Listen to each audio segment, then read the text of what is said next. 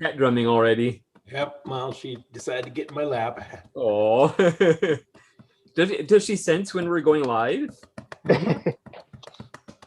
It does say when it's already live on YouTube, because I just saw right now on my computer it says that the meeting is now streaming live on YouTube. Yes. So again, if you don't feel comfortable, you can turn off your camera. Okay. Not you, Ted. We'll be lurkers. Yeah. And Curry, how are you? Good.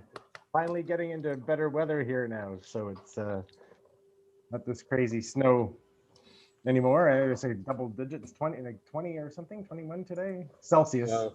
I don't know how that converts. Yeah, so that's pretty comfortable, right? 70 something, is it? Yeah, sounds about right. Oh, by the way. Oh, look at that. Look at nice. Revolution. Yeah. Wow. We have Thank you. typewriters in the house. Oh, nice. I gotta get me some merch. I think. You know, the type. Yeah, I have only this. People will think that I only own this sweater, but I've. Oh. Now, Curry, Willow Creek ships internationally, right? Well, I know you ship to the U.S. Yeah. So the same shirt that you have, the Royals shirt, someone from Edinburgh picked that up this week. Okay. So yeah, Dan, you might go to Curry's website and order a T-shirt. He has a bunch of different designs. So. Oh, nice. Yeah. What's the address? Well, am I allowed to put a scrolly thing on here, Gregory? Of course, yeah. Okay. Oh, nice. You're an official sponsor now. Yeah. Never stopped me. I know, huh? Well, you're our resident expert, so. Yeah. Oh, is it backwards? Are you seeing this backwards at the bottom? Nope, it looks good. That's correct. Oh, it's showing up backwards for me. That's funny. Yeah. Nice. Yeah. Very cool. And Indra, how are you? I'm good. Very good. Excellent. Yeah. I was doing some typing. Oh, Nice. So I didn't type for a long time though. A couple of weeks I didn't have the time. So, and if I had time, I was too tired. mm-hmm. Yeah. Well, I find that typing is a little bit like the experience of listening to vinyl records. You know, you have to dedicate that time to sit down and get it set up and all that. Whereas, you could just start writing on your cell phone or even on a computer and just, You're not doing it right. Quickly hammer something out. I know Ted probably has like. Put the typewriter on your desk and never let it. I know. Well, my problem is I need to reorganize my desk. I have too much stuff on there. I did buy an organizational unit with a bunch of drawers to keep my stationery, my typing paper, my writing paper, my inks, my fountain pen inks. I should probably make a drawer for my typewriter ribbons as well. So that's helping, but it's still a work in progress. Yeah. Nice. I have had this Olympia Simplex sitting on my desk, occupying about 80% of the space. So it's very nice to see, but it's very unpractical because I have my MacBook and I have my Olympia, and that's about it. I can't fit a coffee mug into it, but very cramped, very, very cramped. So I have this tiny den, right? Not a man cave per se, but my home office is between the storage bin and the sauna. So I have a little nook to dwell in. But it's very nice, as you said. Keep always being prepared to type something else, because I have an office space that always have Olympia SF on it, ready to go. It's much bigger that desk, but still, it's a nice thing. We can tell he's a Swede because he has a sauna. I know. Yeah, and you can tell me being a Swede, always sitting on the bench closest to the floor. I'm not a Finn. Had I been a Finn, I'd been up on the top. But you prefer the higher levels. Yeah, we're the Swedes. We're not as tough as the Finns. Oh boy! No, we aren't. They are really, have this. I don't know if you've heard this, but they actually have a national coinage. Is that the word? That term? Coinage. Yeah, for the the personality. It's like grit or stamina. It's called sisu. You got Finnish sisu, then you can, and Swedes don't have that. So still, I'm trying. Thank you very much. I'm trying in my sauna, but still, it's not quite there. Duly noted. That's something I didn't know. Yeah, the sisu is very, very. So whenever a Finn does something remarkable, it's the national sisu. It's a muscle power. It's the stamina. It's a grip. It's the sisu. So they're like the Texans of Europe, huh? Okay. Yeah. I don't know what Swedes are. Then we are very naive, and we are always content. We don't want to make a hassle. And what would that put us? That's New Mexico. Okay. I was going to say the Midwest, but okay, New Mexico's probably right. Okay. Thank you very much. I'm trying to. We'll wait till Joe comes on, and he'll have an opinion about that. Actually, he sent me an email. He has a photography meeting today, so he's not. Okay. We'll miss you, Joe. I know. Especially since Javier's here. Joe could have seen Javier. Yeah. Eric, how are you? Good. How's everybody doing? Very good. Very good. I see the typewriter in front of you. Yep. I got myself actually I got a new typewriter too, but I also got this typewriter desk. And so kind of ties into what you were all talking about with having a nice place to just keep a typewriter set up and ready to go. So my desk that's actually in front of me, which has my computer on it, is pretty small. So I was using this record shelf for typing on, but it's kind of short. So this is nice. And then I can have a nice setup too for these meetings, which are, you can see me and you can see me typing. But the typewriter that I just found recently is a Smith Corona Galaxy Deluxe. Deluxe. And I had been looking for a Smith Corona for a while because I wanted to be able to easily take out the platen and send it off to JJ Short. So that's something that I hope to do. One. Yeah. So it was a nice find. It's types really nice. All the features, everything works. Power space works great. Just has a pretty hard platen. Oh, really? I see what kind of looks like a Curry Russell letter next to you. Where? The one where you have a word that covers every single spot on the page. Oh, this? Yeah. No, this is a letter that I have to type out. So I wrote it in fountain pen first, and then I. I got a letter from Curry that was basically every square inch of space was covered in typewriting. He's economical. It was an extremely large piece of paper too. So you're gonna start working on typing up 11 by 17 landscape letters. I was impressed. I was very impressed. Very good. Gotta get the money's worth for that stamp, I know. It's kind of funny. I literally just won a Galaxy 2, and it's on the way. So, congratulations! Yeah. So it was fun seeing you show that one, Eric. That was a Galaxy 2, right? No, it's a Galaxy Deluxe. Yeah, Galaxy it just Deluxe. looks like it has the 2 in the middle. Okay. Some people mistake that, but yeah, I do all the time. Yeah, yeah. They're great machines. They sometimes have colored platens in them. Yeah, mine doesn't. It's just a regular black, but yeah, I was going to get it recovered anyway. Yeah. Sometimes the gold ones have like a gold platen, and the blue ones have a blue platen. The green ones have a green platen. Wow. I don't know that there's a red one. I don't think there is, but that would be a pretty cool red platen. That would, yeah. But often you'll find them with black platens in them because they actually had the platen replaced. So the colored platens weren't known for their durability. That's interesting. Indro is showing the typewriter, and it actually says page gauge on there. Electro 120. Yeah. The blue. This one is blue. Blue platen. Oh, a blue platen. Yep. Okay. Oh. Yep. Very nice. Yeah, good one.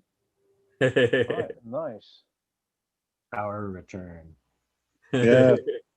Yeah. Yeah, it has some fun features. It has a power space. It has a power return. It has the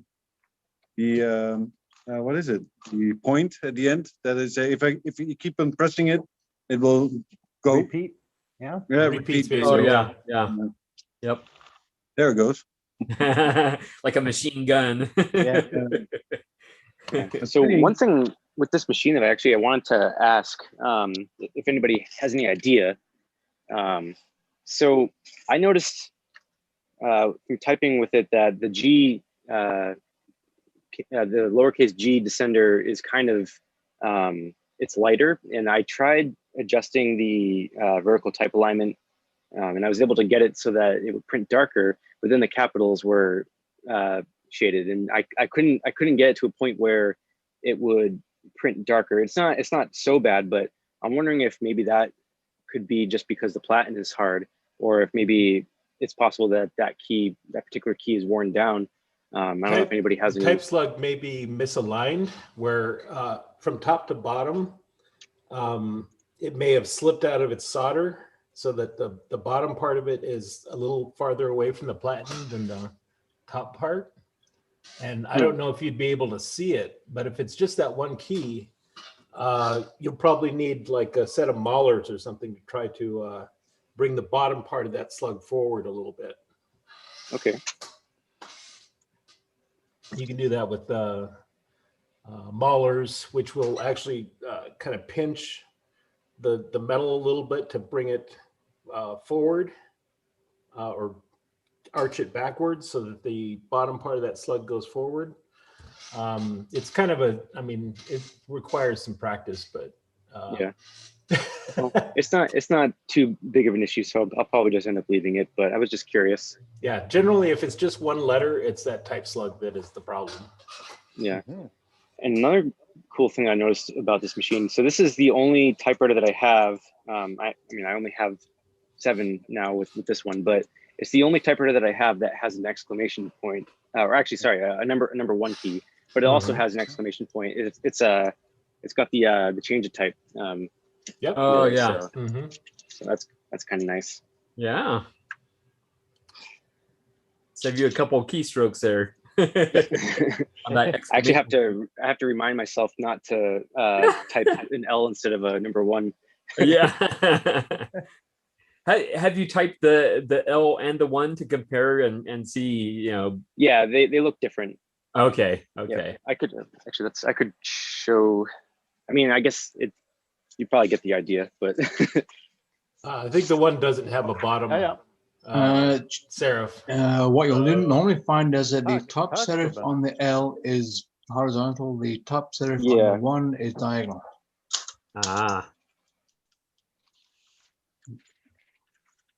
It's the European ones that the 1 does not have a bottom serif. Okay. There we go. Yep. Very interesting. Looks almost indistinguishable. Yeah, very similar. Well, it looks more different in person. It's kind of hard to pick up. It's so small. Yeah. And the webcam is not really picking it up, but oh well. I could see a difference.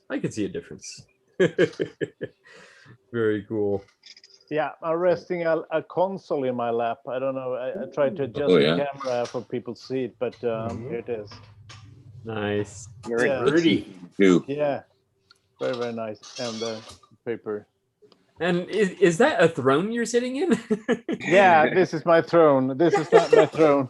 I am in my bedroom actually, and this is next to my bed. So my book is sitting on my bed over a couple of pillows. But this is, remember that Hermes Baby, the seam foam for $15 that I mentioned last week? Yes. This chair is bought at the same secondhand store. Oh, wow. Yes, it's a very trusty place for making nice. I really like this. It's blue, upholstered in blue, and that's very nice, comfy. And I would try not to fall asleep in it because I had a period when I was using this for a reading chair with a nice lamp. Won't happen now, but still I sort of nodded off now and then, but I'm rested now, so, and this is interesting, so I won't nod off, I promise. Okay. Yeah, I think that's what they call honey hole or a honey spot, like when you have a really good place that you can always go and always find really good things. Yeah, it's amazing. It's just a couple of blocks from my store, my office. So I can check it twice a week, perhaps. Oh my goodness. Yeah. Very good. That would get dangerous. Yeah, it's very, and I've bought a lot of books, so most of the time I just go my round and I don't buy anything. But when I buy anything, I clutch it and I almost run to the entrance. But it's a very up and down. But greetings all the proprietor of it. And it's okay, I'm here again. I'm just making my round, and sometimes you find something, sometimes you don't. So it's a very good place. Yeah, excellent. William, how are you? Doing very well. How about yourself there? Very good, very good. That's good. Yeah. As you can see, I signed up for the new Typewriter 2.0. Yeah. It's catching on pretty quick. So yeah. I think we have. I was kind of amazed at the number of members on the registry from literally all over the world. Germany, Australia, UK, of course, US, Canada, Finland, Netherlands. Yeah. Mm-hmm. Yeah, I'm very, very pleased. So that's a lot of fun that it's catching on so quickly. Yeah. I do have one question. When I first opened the page, it showed me one of those black squares with a pattern dots on it. I don't know what to call those. The QR code. Yeah, I didn't type that off. No, I didn't print that off last night, and now I can't find it anywhere. Is it necessary? No. Okay, fair enough. Is that when you registered? Because you were one of the ones that registered for the event, right? Yes. Okay. Yeah, it's not necessary. In fact, I'm not entirely sure what that would do. I think it would just take you to the page with the information of how to log in, which you already know how to log in. So okay. Yeah. So you're not missing much. Okay. Yeah. Very good. And Sean, how are you? I'm good, guys. How are you? I really like Eric's new Smith Corona. I'm still collecting more of them myself. Very good. Excellent. And Natasha, how are you? I'm okay. How are you doing? I'm trying to get my lighting together because it's bright out there. Oh. But how are you guys doing? Good. Good. Now, have you had any of your book signings yet? No. Not yet. Okay. They haven't contacted me about that. I mean, I guess eventually that'll happen. Not quite sure yet, but they did have me sign up to do them. Okay. Yeah, I said I'm willing to do it. Hey, I'm vaccinated. I'm vaccinated and ready to go. So yeah. Well, at least they're not rushing into it because during these times, it's better to proceed with caution. Oh yeah, yeah. Yeah. Listen to the CDC, but I can't say that, and I hope I'm not being too controversial, but I can't say that I 100% agree with that whole, it's okay for us not to wear masks 100% because we're vaccinated, because we can still get it, so I know some people take advantage of that and go crazy, so. I know, yeah. The thing that I would be more worried about is people lying about being vaccinated. Exactly. So that's the problem right there. And they're already selling the little fake vaccination cards and stuff out there. Oh my goodness. That had to happen. Well, my thought is people who lie about getting vaccinated are only harming themselves. Yeah, sure. Because if they say I'm vaccinated and then catch it and then die, well, that's their problem. Yeah, true. Yeah. Except they're not only harming themselves, they could be harming other people. It's the problem. That's true. That's very true, actually. Yeah. That's very true. Yeah. Hey, I have a question for y'all while I'm, there's this stuff called for softening platens. It's this liquid stuff that they're selling on eBay for like $24. Anyone heard about it? There is no way to make rubber any better than it is. Okay. Except replacing it. You can sometimes break down the composition of the rubber with stuff like brake fluid or rubber rejuvenator or something like that, but it's a very temporary measure. And you're just making the rubber worse, really. And that's what I was wondering about before I bought it. I was like, I don't know about this. Let me ask the expert. Yeah. the problem with rubber is it just doesn't get better with age. It just doesn't. Yeah, I was scared I would make it worse. It could. Over periods of time. I mean, it's not going to immediately cause it to fall apart, but yeah. Yeah. Well, I appreciate that because I didn't want to jump into that. Yeah, I had thought the same thing because it seems like an easy fix, and when you read the description, it sounds like it would work, but then you do a little actual research and it's not really intended for platens. in the Facebook maintenance group, there's a big post by Tom Chalawaski up in Canada, where he goes through and he talks about the actual chemical properties that are being that are involved in the process, and it's very educational if you get a chance to go in there and search it out. Excellent.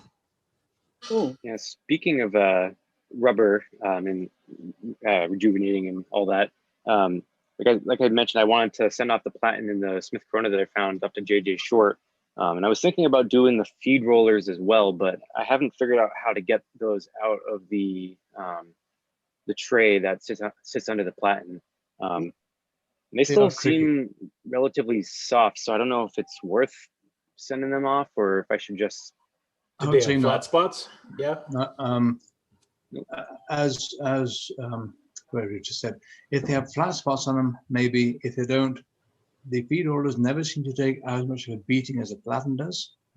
And in my experience, even my 1936 Imperial Good Companion, the feed rollers were still fairly soft, but the platen was rock hard. Had the platen redone, and it's typed like a beautiful machine. Okay. So that's what I'd be inclined to go with first. And I also talked to somebody in Saskatoon up here in Canada who had the platen and 4 feed rollers done, or 5 feed rollers done for his Oliver batwing typewriter, and said it cost him $500 Canadian to get them all done. Holy schmoles. Yes. Hopefully it doesn't cost anything like that to get just the platen and the Smith Corona done. That's about $75, I think, plus shipping. That's kind of what I was expecting. Yeah. Okay. They told me $67 per platen, which was fine with me. I was good with that, but my problem is shipping it. That's the problem. I just don't want to do that, so I'm trying everything I can to avoid it, but it looks like that's not going to happen. Well, road trip, you could take it to them. You know what? That's me right there, and I could be taking pictures along the way. That is me all the way. There you go. The other thing I thought about was maybe trying the heat shrink tubing method. I don't know if anybody has any. I've done it quite a few times. The problem with that is you're adding dimension to the platen, so you have to do a ring and cylinder readjustment to make it so that the type bar doesn't slam into the platen too hard, because otherwise you're just, I mean, you're just cutting paper anyway, because the platen's too close to the typeface. It does work. It's not as good as a new platen. I would, you know, I do it on like Brothers and stuff where, you know, I'm not going to spend that kind of money on a Brother to have the platen replaced. All right, cool. Yeah, I'll probably just send it off then. Mm-hmm. Now, speaking of platen, has anybody had any experience with there's a fellow but on eBay, an eBay seller calls himself Writer Types, and he does the PVC platen rejuvenation. Yeah, turbo platen, yes. Yeah, Ted talked about that a few weeks ago there. They did a bit of an assessment on that.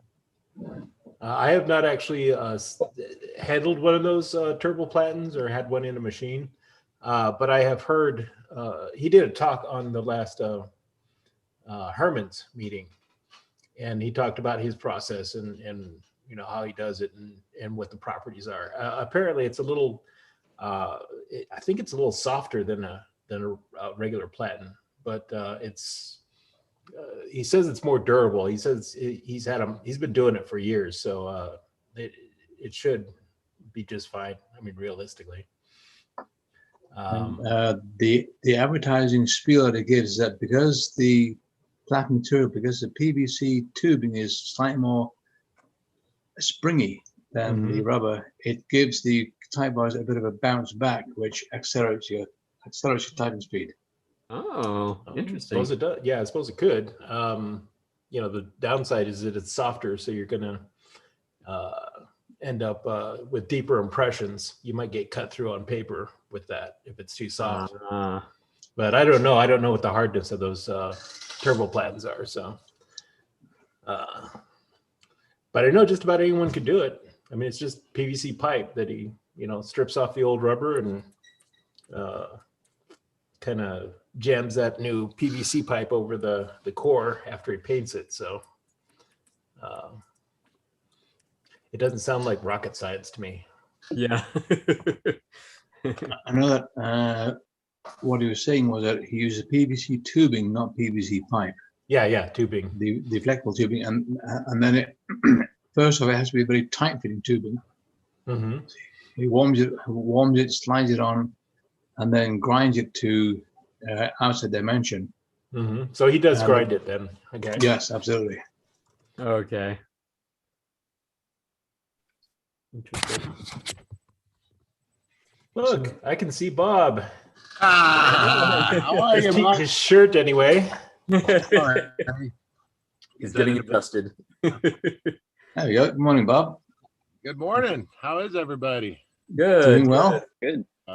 So, how's the old mouther feeling there, Mr. Monk? Did you already tell everybody? Oh no! I got a root canal and a crown, so. Oh, lucky you. Okay. Yeah. So that was fun. It was just happened to be the same day that Bob was here in Arizona. He was going to come visit me, but I had to beg off because I just couldn't talk to anybody. I was in too much pain. Oh, that's okay. Yeah, I went and hung out with Bill all morning. That's good. See, he's more interesting than me. I don't know about all that, but he's certainly a great guy. He had a lot of good things to say from what he's heard of people of this Sunday morning get up. So I'm sorry I missed y'all yesterday. Yeah, I was mobbing across the Arizona landscape there last weekend. Had a chopper camp out, if you will, up north of Payson, a place called Tonto Village. So that was fun. And on my way back, I went ahead and just crashed with a buddy Sunday night, and Monday went and hung out with Bill for a few hours. And I just learned so much hanging out with that guy. Yeah, he's full of stories. Well, he is, and it's good information, and it's you know, he's very able to give you time without issue. He loves talking about typewriters. He loves talking about typewriter paired, typewriter business. He quizzed me on a few things I was doing to make sure I was doing it right, which was very kind of him. I mean, I asked him to, you know, well, let's talk about this or let's talk about that. So yeah, he has no problem teaching people if they want to learn. So yeah, no, I think I think you're right. I think he's just a wonderful resource, especially for me. I'm very excited to recreate that water pickup air jet tool that he uses to clean machines with the water. I think there's a lot. I've got something similar, but his is much more sophisticated. So I'm going to have to hit up the hardware store again. See what I can put together. This will be very exciting. But yeah, well, I'm glad you're feeling better, Monk. Yeah, I'm gonna be. Well, thank you.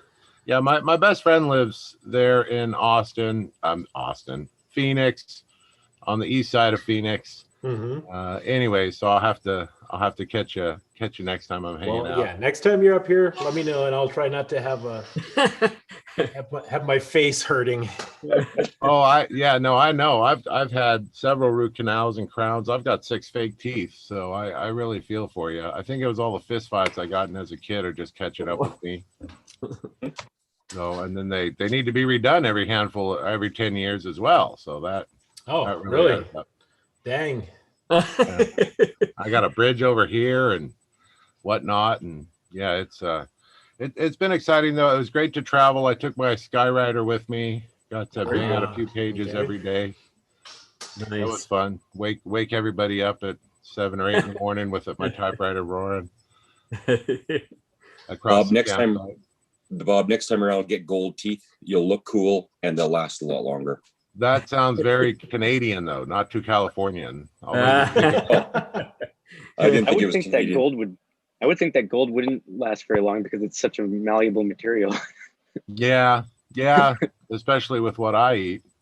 I like to really rocks. I like to really chomp and chew on my food. I was looking. It looks like we get to totally sponsor this program now. Throw a few dollars at Gregory. I'm sure maybe he mentioned it last week or the week before, and I mentioned it and I missed it. But I just wanted to congratulate you, Gregory. Yeah, new website. Very nice. Yeah. Well, thanks for doing that for us. No, I've just been real busy with repairs myself. It was nice to get away for a weekend. It's that time of year where we all get to ride, so I'll be having fun. Repairing motorcycles to ride and just riding all over these United States. I missed the Mexico trip a few weeks ago, and I'm okay with that. I'll just kind of hang out in the good old US of A for a while until the weather gets real good. There's probably about a week and a half time slot where I could actually ride up to visit Sean there, but when come on up, Bob. You're welcome. That's cool. You got a good couch? I like a good couch to sleep on. I got a big tent in the backyard for you, and a fire. Well, Bob, if you're going to ride up and see Sean, you're going to be coming up Highway 2, stopping and seeing me. Oh, sure. You're more west. Yeah. No, he's south. No, he's on the way straight up south. the border. Straight south. There you go. That's cool. If you come up through Coots, you'll be coming through Lethbridge. A mile will come across Fort McLeod, straight north of Highway 2, stop and say hi, and then go and see Sean. But if you sneeze, Bob, you'll miss the town. Yeah. It's that good, huh? Well, it's not about good. It's just small. I really believe smaller is better these days when it comes to town. So it is. Who knows, though? Who knows? Well, anyways, good to see y'all. Thanks for saying hi. Yeah.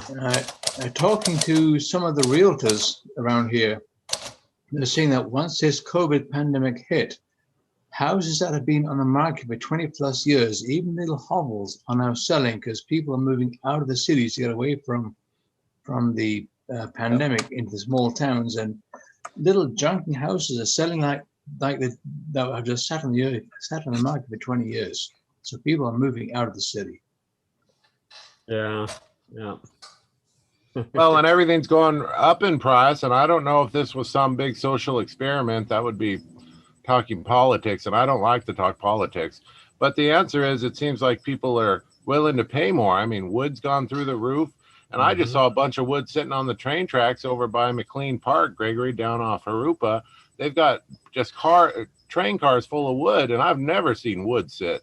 So I don't know. I'm going to go check it in a week, see if the wood's still sitting. But there's just all sorts of things they're charging all sorts of money for. Who knows, you know? But so who knows what the near future will be? It looks like the dollar is going to be worth a lot less here in the near future, though, especially with what people are spending on houses. So we'll see. Yeah, yeah. I do want to address a couple YouTube comments here. So we have Mark 80 Bojang Running Wild says hi. Just wanted to introduce myself. I'm a part of a lot of the Facebook typewriter groups and a collector myself.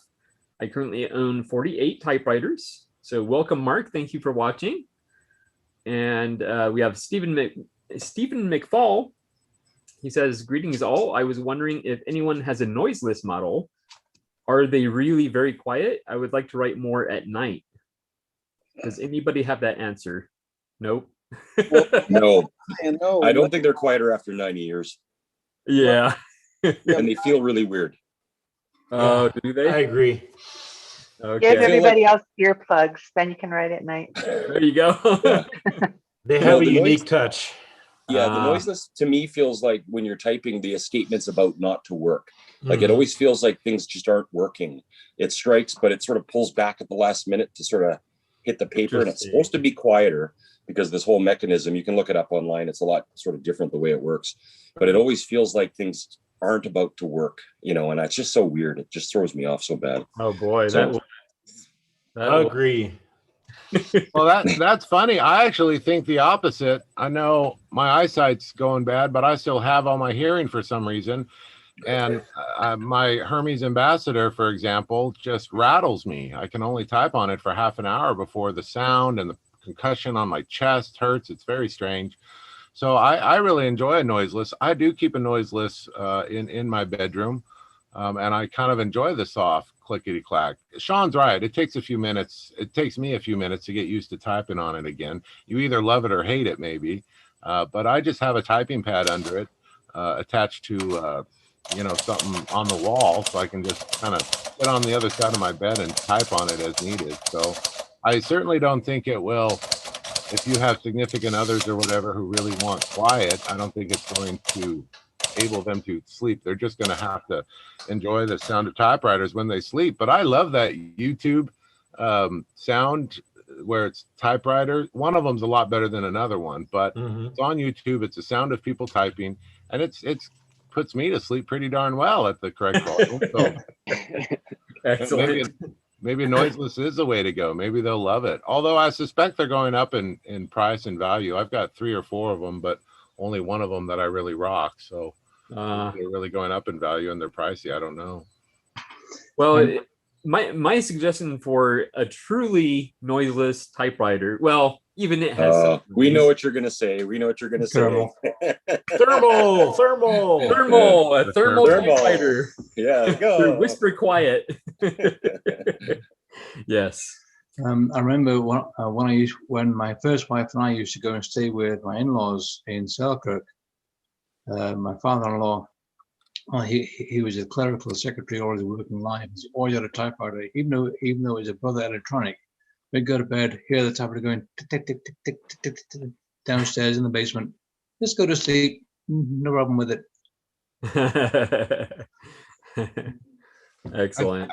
I think that's true too. You can set up a writing space anywhere. Your writing space can be in your basement or can be outside. I've got a great desk on my porch.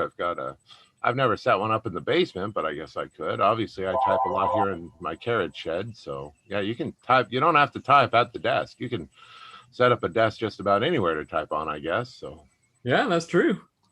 Yeah, definitely. Let's see. Bill, how are you?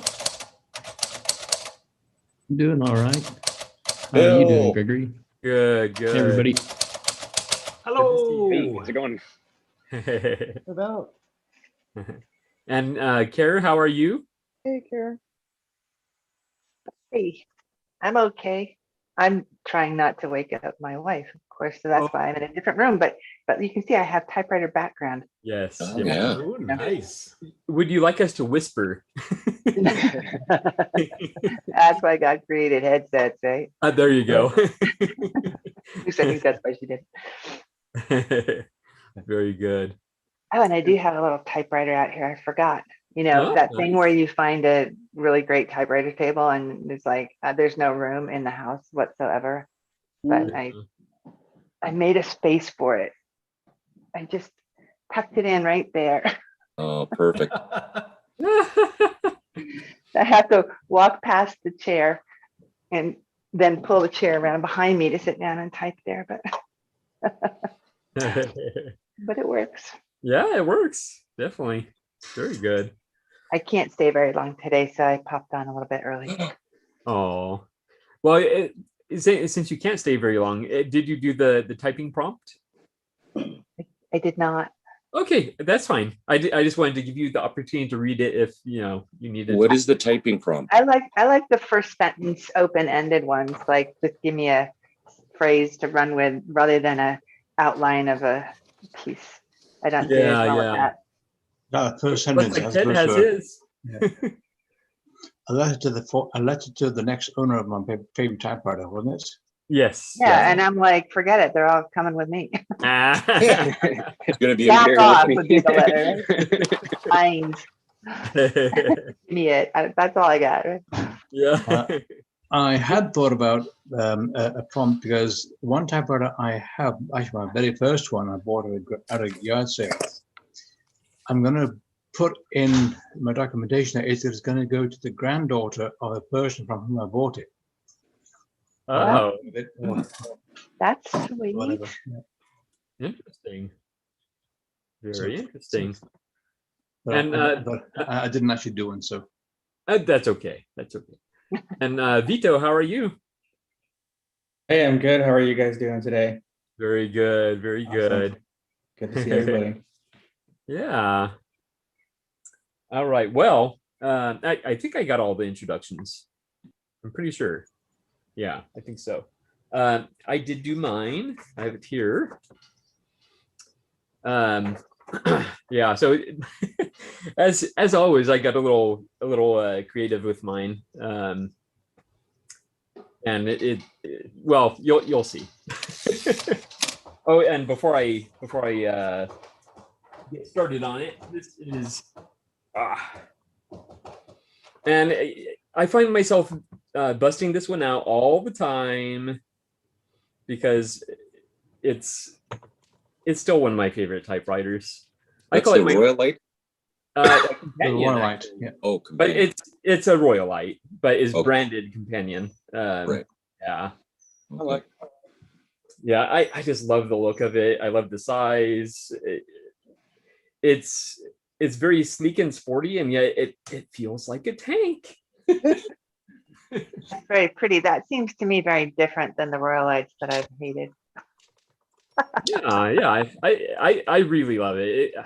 I just, and that actually started. Oh, we lost your sound there, Greg. Okay, sorry. That actually it started my whole collection because I have several Royal Companions now, and of course every single one looks very different from the others. So because they just slapped that name on just any typewriter basically, as long as it was a lowest. It's like their favorite name for it. Yeah. So without further ado. Yeah. Okay. Ted, Theodore, could I ask you please to mute when you're typing? Oh, okay, sure. Okay, thanks. Okay. So, dear future clone of myself, it is with great pleasure that our current technology allows me to gift this typewriter to you, that is me. Well, a clone of me, which is really the next best thing. I can trust it in no one else's hands. It's not valuable. It's not highly sought after. It's rare only in the sense that, according to expert opinion, it must be one of the very few of its kind that works well. This 1962 Royal Companion works well indeed. Not perfect, of course, but that can't be expected from any manual typewriter. But it works well enough for me to find great joy in using it. I call it my James Bond typewriter, not to be confused with my Ian Fleming typewriter, the 1967 Olympia SF. Despite its diminutive size, Bond would surely tote this little machine on every mission. It's sleek and sporty, yet solid and heavy as a tank. And I think the margin release shoots a poison dart. I can see Bond now typing a letter of debrief one moment and one of seduction the next. Fantasies of intrigue and espionage aside, it is the sheer simplicity of the typewriter I love the most. It has all the features I need and none of the ones I never use. As an ultra portable, its surprising heft makes it feel significant. I even feel reassured by the touch of his cold metal body. The spacebar may be mushy, but the rest of the keys are surprisingly snappy. I've used this typewriter a few times on my blog, but it has seen even more use in letter writing. Though no letters of seduction have been born of its keys, my wife would argue in favor of such a letter. All of this is to say, I love this typewriter, and so, with great relief and much comfort, I give it to you, you being a clone of me. So, in a way, I give it to myself to discover and enjoy all over again. With respect, your original self, Gregory the Poor Typist. Nice. Oh, I had fun with that one. I have one, a prompt, if y'all want. Yeah, definitely. Okay, it's short though. The That's Royal okay. 10. See, everybody knows I love my Royal 10. I did a little photo shoot with her yesterday. So this is, I saw that. That was wonderful. see it, but there you go.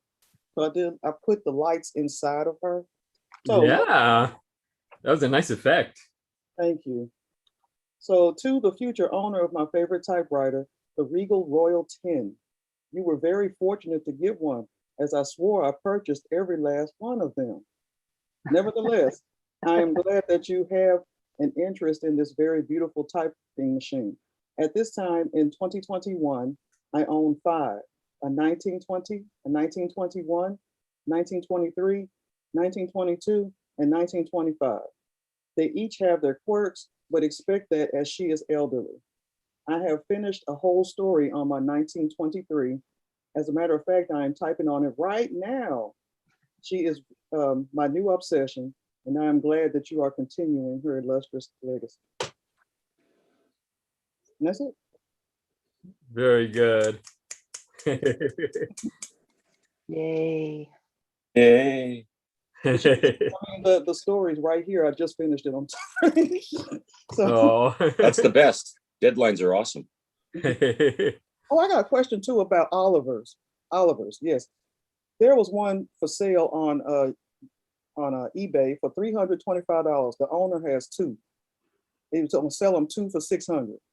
Is that a reasonable price for those? And is it kind of worth owning one? I don't know, because it looks so weird and watching people using it. I'm like, I want it, but at the same time, They are very neat typewriters, but it's all condition. So that price, it means nothing without knowing how they work and what's going on with them and if what the situation is. I mean, they're not overly difficult to fix because everything's sort of in the open and then underneath. It's fairly straightforward, but yeah, some of them are in really, really bad shape and might not be worth the time and effort. But then you've done a lot of work on big old typewriters, so it's probably not a real stretch for you to do that. It just looks worse than it is, I guess. I mean, it just looks worse than it just looks a little more complicated. Yeah, for whatever reason, most Olivers look just like they were put in a barn and stepped on and kicked like for 80 years. And I'm not sure why there's not more better looking Olivers out there. Now, this person they look great. I mean, you can tell. Well, that's good. They did, but I was just iffy because I'm like, do I want to buy it? And then I'll just ignore it because I don't know. I just don't know because it looks so. I love mine and I use mine. Not obviously as regularly, just because they are weird and it's hard not to want to watch the typewriter versus what you're writing. And then you totally screw up your writing. But yeah, they're a lot of fun, and when they work, they're really, really neat. Just remember the 3 banks. So if you're not comfortable with that figures and shifts thing, then that could be a problem. Yeah, that's the other thing. My Rex is like You're right up. Yeah, she's 3 bank. I know. That's my boy. Yeah, I'm sorry. I know Indro fixed one up, and he ended up selling it. I think he didn't find it to be, the most. I don't know that he didn't like it, but he sold it anyway. Yeah, he's making dinner right now, so he's still listening, but he's making dinner. So, but yeah, I saw Kara was showing hers up on the shelf there. Very good. And hi to John Monroe. How are you? Hello, hello. Yeah, long time no see. Hi, John. Is it like 1 a.m. there? It is now coming up to 1 a.m. It's a little easier since the summertime came on. Okay. Yeah. Good to see you all. Yeah, oh, and Indra is going to cook for us. That's nice. Yeah. We're gonna have a cooking show. So, John, what's new in your world? Gee, what's new?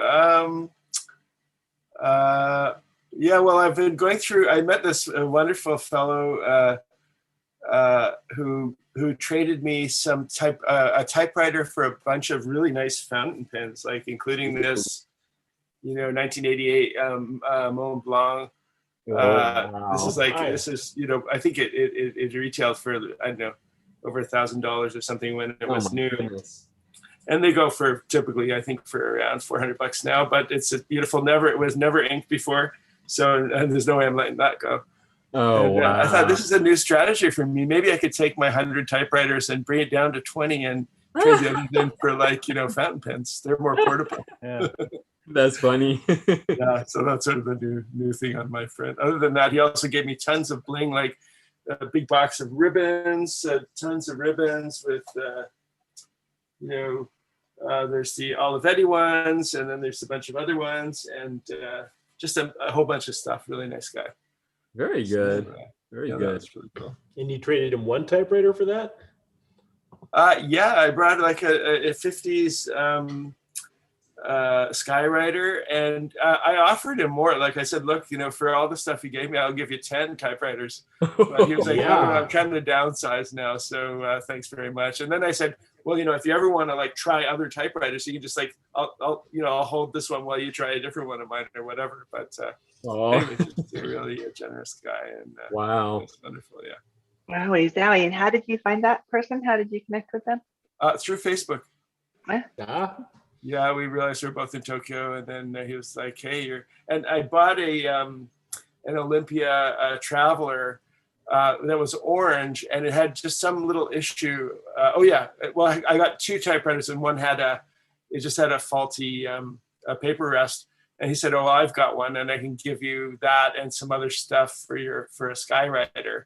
And so he gave me. It's actually a perfectly wonderful working orange Olympia Traveler, and then just pens and inks and those incredible black inks. They look kind of like a sphinx.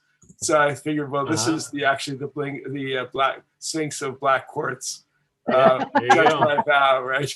It's just those Mont Blanc ink bottles look just like that. So Yeah, I got one of those. So I'm having fun with So he gave you a typewriter plus all those pens and everything? He gave me a typewriter, 2 bottles of ink unopened, a pen that had never been opened that was worth hundreds of dollars, and Olivetti spools. All of that for a Skywriter. Yeah, and I mean, look, like just all these pen cases, and the list goes on. Oh, and a loop, like a wonderful loop made in Belarus. Which this is a secret. He told me. He said, if you get the ones, the ones, what's the company? Leica, I think it is, that makes them. Oh yeah. Those are hundreds of dollars, but Belarus makes all the optics for the Russian military. and their quality is right up there, and $20. And anyway, but he gave it to me for into the deal, so I got this beautiful. Wow. What kind of typewriter did you give him to get all that stuff? Just a 50s Skywriter. Actually one of my less favorite machines. Wow. Yeah, and I offered him other stuff. He just like, no, this is great. I'm trying to downsize. So. Wow, that's amazing. My strategy of decreasing my collection by acquisition just keeps failing. I don't know what I'm doing wrong, but I figure the more typewriters I get, the less I'll have, and it's just not working for me. I don't know. I just have to try harder, I guess. Yeah. Oh. That's great. Well, if you ever want more typewriters, the quick way to do it is to say you're getting rid of typewriters, or that you're not buying any more typewriters. I know. That usually brings them on. It's kind of like dieting, right? As soon as you say, okay, I'm going on a diet, it's like, well, then I better just sort of like stock up a little here. That's funny. Brandy, how are you? Hey, Brandy. Hi, I'm doing well. That's good. Yeah, I've got something to show you guys. Yeah, we like to see things. Whatever they are. Whatever it might be. It's hard to tell. Okay, I'm gonna get switched up here. Take my iPad. Oops, well, there's one typewriter. That's not it. But what is that? This is a new, and I just got it this week. This is my Adler Primus. Nice. Beautiful. And it is more beautiful than I expected. It is my favorite thing about it is the carriage is just like so smooth. I mean, just incredibly smooth. Never felt anything like it. I like the keys. And hey, Sean, look, there's my tech. Oh yeah, tech, yay. The keys are very interesting. They're I'll give you a different view in a minute, but I mean everybody's probably seen it, but it's still new to me. They're very, very snappy and sharp. Oh wow, yeah. And they're very, very tall. Oh yeah. So Chunky. That's interesting to look at. I like to look at it. It's almost comical. That's script? I know.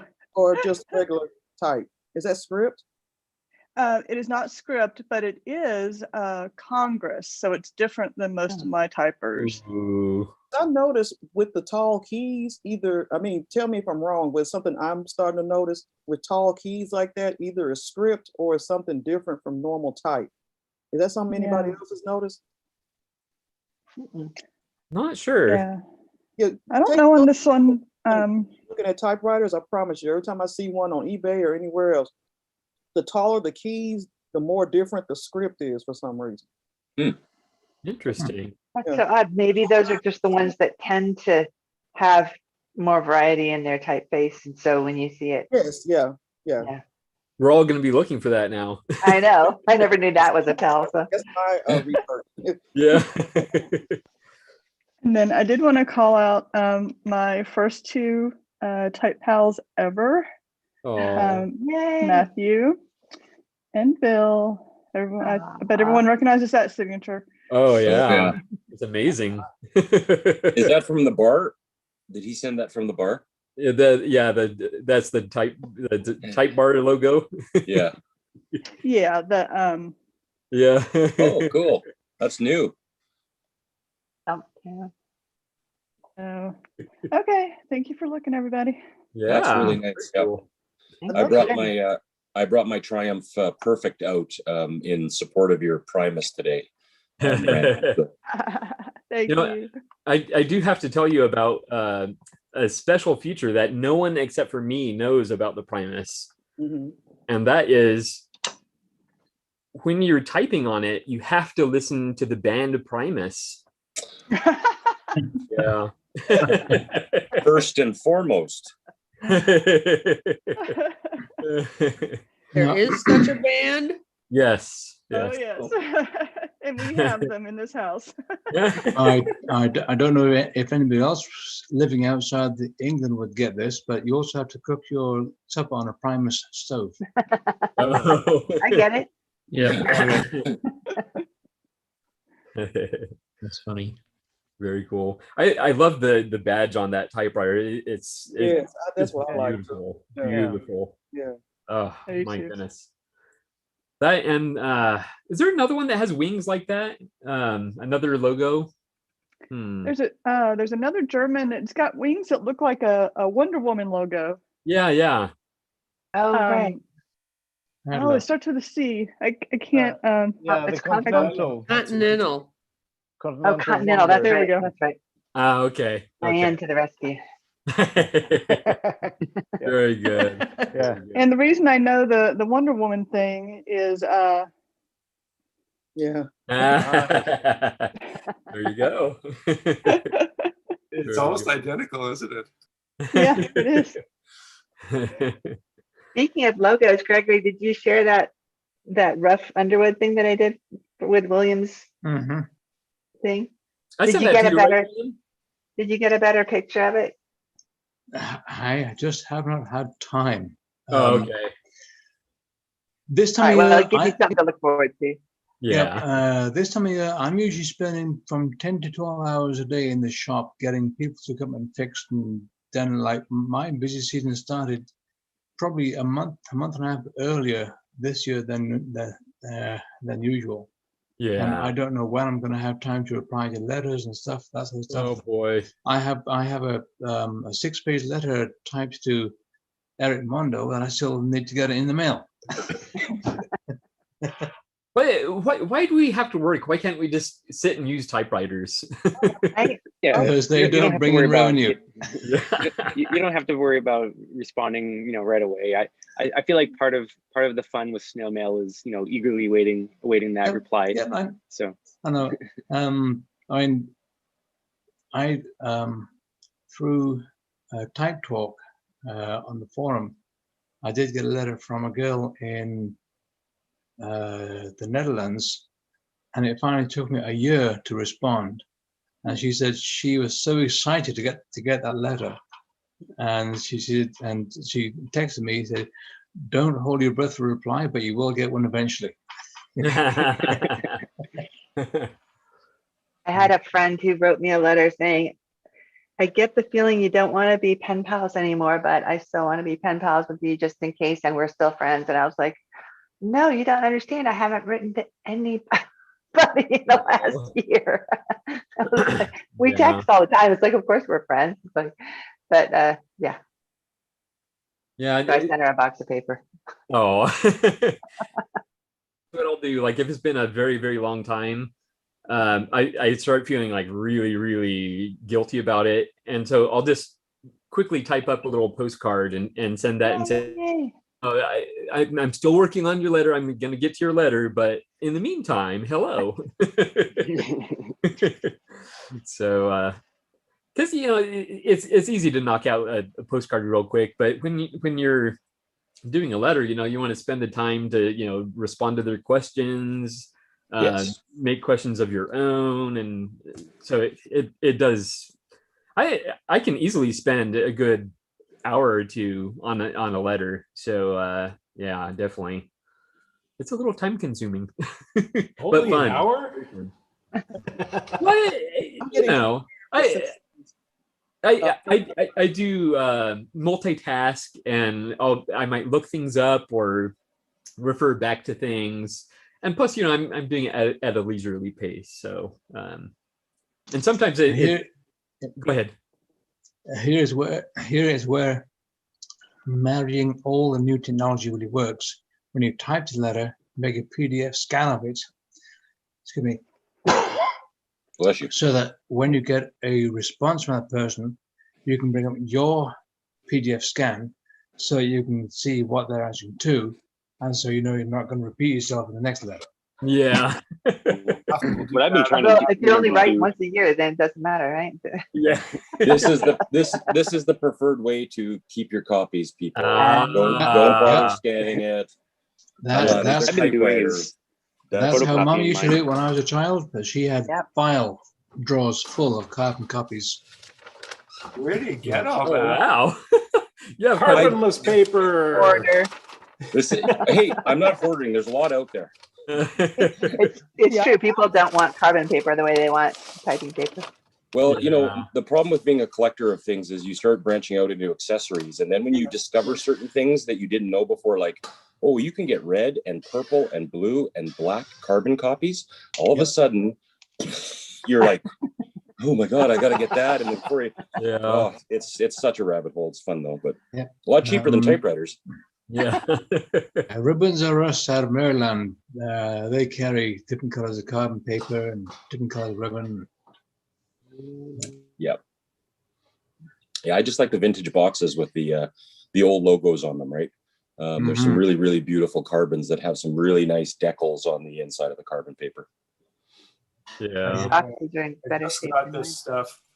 I bought an Olivetti DL because it came with the backing, their famous backing. Oh yeah. And I didn't know what I was getting. Like I thought maybe this would be the backing sheet and it was made of rubber or something. But these are two different weights of carbon paper. One is 50 and one's 100, and it's for hard and soft platens. What's a soft platen? I don't know. I'll just hold that one back, you know. and then these sheets. So you take the paper, and I guess the idea is it's because the carbon paper these loose sheets of carbon paper can often get all tangled up. So you would take your paper, and then you take a sheet of carbon paper, and then another sheet, and then you put it in here and here. Oh. Not through the typewriter, and it would come up like this, and then you're typing along here, and it holds the whole thing together, and it gives it a nice back. It's a slightly stiff kind of not cardboard, just thick stock paper, but almost fibrous somehow, and kind of like construction paper. Kind of like construction paper, but a little lighter, a little more flexible. Okay. And seems to work great. Like I tried it next to my little rubber, soft rubber, clear plastic things that I use. And they're comparable. I couldn't get them both to go in together. That was a little too thick, at least for my Hermes 3000. So anyway, I'll continue to test it over the next few days, but that was some fun stuff to get. Yeah. Yes, please file a report next week on your findings. We'd be interested to know. Use the Clark Nova. It's good for writing reports. Yes. In one of the typing instruction books I've got, it gives you a tip for if you're loading a whole bunch of copies and carbons, is to take a half sheet of paper, fold it in half, start the folded edge into your platen, then put the rest of the papers into the folded sheet, then wind them through. Yeah. Oh, so we don't need a special thing like someone has with computer. Yeah, no, you can if you want to be cool though. Right, and I probably have the only two that are left. So find a way to manufacture them for us. If I find that if you want to really feel bad about your typing skills or hacks and things like that, you got to go to YouTube and search out a video called Typing Shortcuts. It's a black and white from 1942. It features one of the world's foremost typists at the time. I forget her name, but she is awesome. And you watch this whole video in bed before you go to sleep. You will be so impressed. You'll want to get out of bed, race downstairs, and start trying some of the things out that she shows you how to do. Yeah. Like flipping carbons in and doing cards after cards and getting everything organized. I mean, it just blew my mind. I watched it and I went, oh my God, I feel like such a horrible typist, but it's Lenore Fenton. Okay, is that who it is? Yeah. Yeah, I've seen that video a lot. Yeah. She studies it. That woman's got platen control. She can just click that knob and have the paper exactly where she wants it. Yeah. Wow. Oh, awesome to watch. She never has to adjust for a crooked paper feed. No, and she just slams it in and it's right there ready to go. And that's boom, because it's the 1940s and her platen is soft and her feed rollers are soft. What's a soft platen? Oh man. The soft platen, as far as I know, is about an 85 short A Mm-hmm. on the Drometer. I've read about what it's like. I just feeling one would be nice.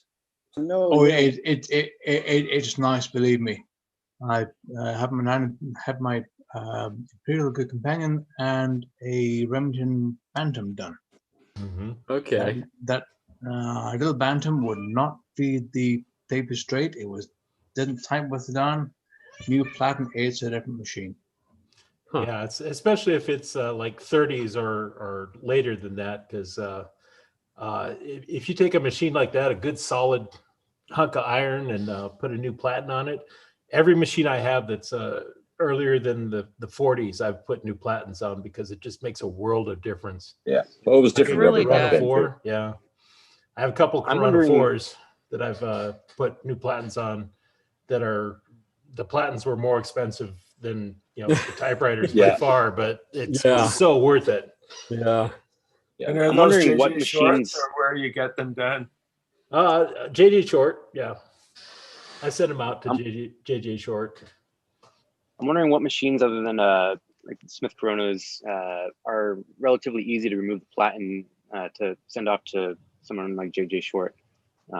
So I want to say that the Royal KMM I've seen is relatively easy, but I haven't tried taking the platen out of that one yet. Mhm. But does anybody else have any suggestions for machines that are good to, that isn't too much of a hassle to remove the platen or put it back in? The big Right, the Remington Lexus are standards are great for that. So. Yeah. Yeah. Any of the 5 series Smith Coronas, you can have the platen out in 10 seconds. Even Yeah. your Galaxy there. Mhm. Yeah, and that's why I was looking for one Yeah. like that, but I was wondering if, because I mean, it'd be nice to maybe send off some of the other platens that I have, like maybe my Royal Quiet Deluxe, if it's not too difficult to get the platen out of that machine. No. Or Fiddly. my Olympia Yep. my Olympia SM3 is really hard and really loud, and I don't type on that one nearly as much as I'd like to. Those So- aren't too bad to swap out the Olympia. The platens generally aren't hard to get out, even if they don't have the quick change feature. You can, a lot of times it's just a matter of loosening a couple screws and pulling, one of the knobs off and then pulling the shaft out from the other side. Okay. And it's, Yeah. most of them are like that. So it's not difficult at all. It just seems very daunting. Yeah. You'll feel very accomplished after you've done it. Exactly. Okay. This is an example of a daunting one. Yeah, there you go. This is a Smith Premier number 10, and Ugh. the variable mechanism is actually inside the platen, Oh my goodness. the Yeah. cylinder itself. I mean, this is not the one I had replaced. This is the one that's on my spare machine. But yeah, I had mine. I had my other one done, Mhm. and I took it over to the local repair shop because they have a little more strength and the appropriate tools to help me get it apart. Mhm. And yeah, it was not a simple job of just undoing a couple of screws. It's like there's like pins that have to be poked out to open up the ends. The end here of this bracket actually will slide off, and Mhm. and it's quite complicated. And there's your feed rollers. Lots of There's rollers, there's a set of small ones and a set of larger ones. So this was not a cakewalk. Yeah. One of the things I was worried about too was I might not have a hard time getting it out, but I might have a hard time getting it back in. So, That's always my fear. That's where your smartphone comes in really handy. Every screw you undo, take a picture of it. Every part that Yep. comes up, take a picture of it. Excellent advice. and then, like Joe says, you just gotta hold your mouth just right. Yeah.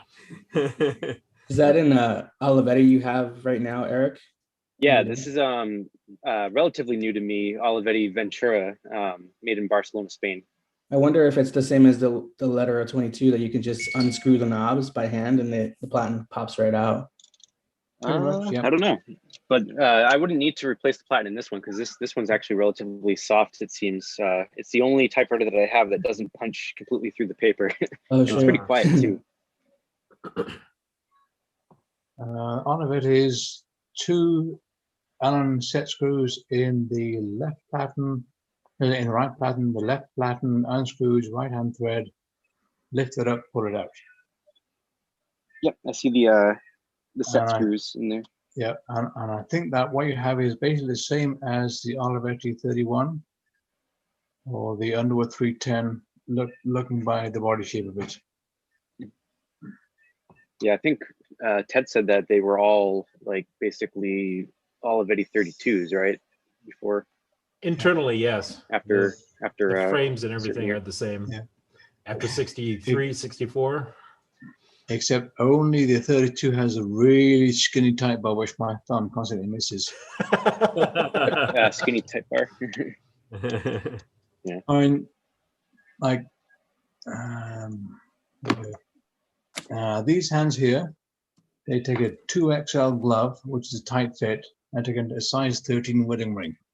So these fingers find the Olivetti keys a little cramped. Yes. They are smaller.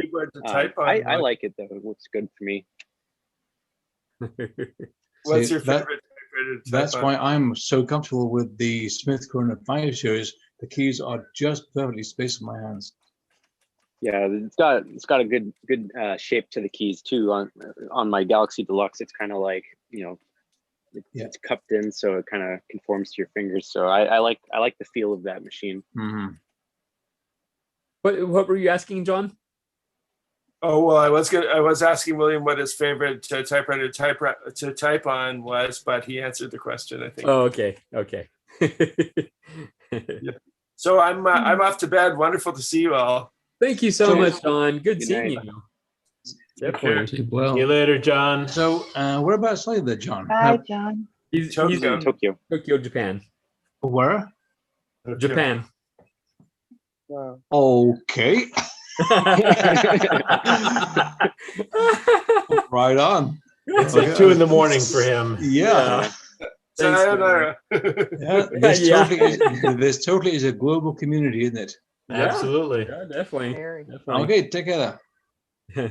All right, so we do have some more comments here. Let's see here. I think I got that one. Oh, where'd it go? Okay, so we have Mark 80 asking, what are ways, if any, that a young collector like myself contribute to the typewriter community? New website, you guys, LOL.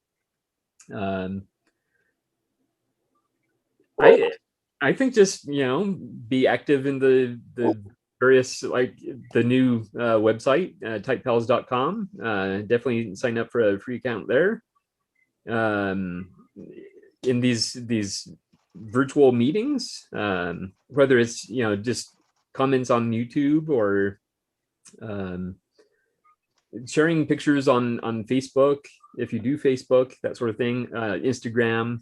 Anybody else have any ideas of joining the typewriter database and uploading your typewriters? Yes, that should have been my first thought. He's Gregory. I know, I know. All I think about is Type Pals. Well, that's what you're doing. So I would say that the fact that you found this site shows that you have a good interest, and keep the interest going. Network with other typewriting enthusiasts, and because this is definitely a growing hobby, for the want of a better word. Mm-hmm. Because people are now, it used to be said that the typewriter was too informal, but now that everything is electronic, the typewriter is as close to a handwritten letter as you're going to get without touching pen to paper. So it has become much more acceptable as a much more personal means of communication. Type letters to your friends, join a few groups here and there, and just be yourself with your typewriter. There you go. There you go. Enjoy life. Type more often. Yeah, definitely. And Good then morning, May. Then May, how are you? Hey, good morning. Hey. Hi. I see she's got her blog up in a window. Yeah, I'm trying some new things with the OBS software. You can Yes. post all kinds of things into your view. So being like Ted once again. Be like me. Be like Ted. So Let's see. Last post, November 29. Yeah, I know. Come But on, I man. intend on updating it this summer. I get a lot more fun stuff done. Origami and typewriters. No new typewriters. I'm on a diet right now. Not, Unfortunately, I've got plenty of typewriters to still mess around with, but my daughter's getting married in exactly 1 month, and so boy. I'm giving her all of my extra income right now to pay for the wedding and things like that. So Yeah. I'm being a good mom. Oh, excellent. But I've already got 40 some typewriters, so I'm not hurting for typewriters right now. You going to put typewriters out on the tables So of I've the got my reception?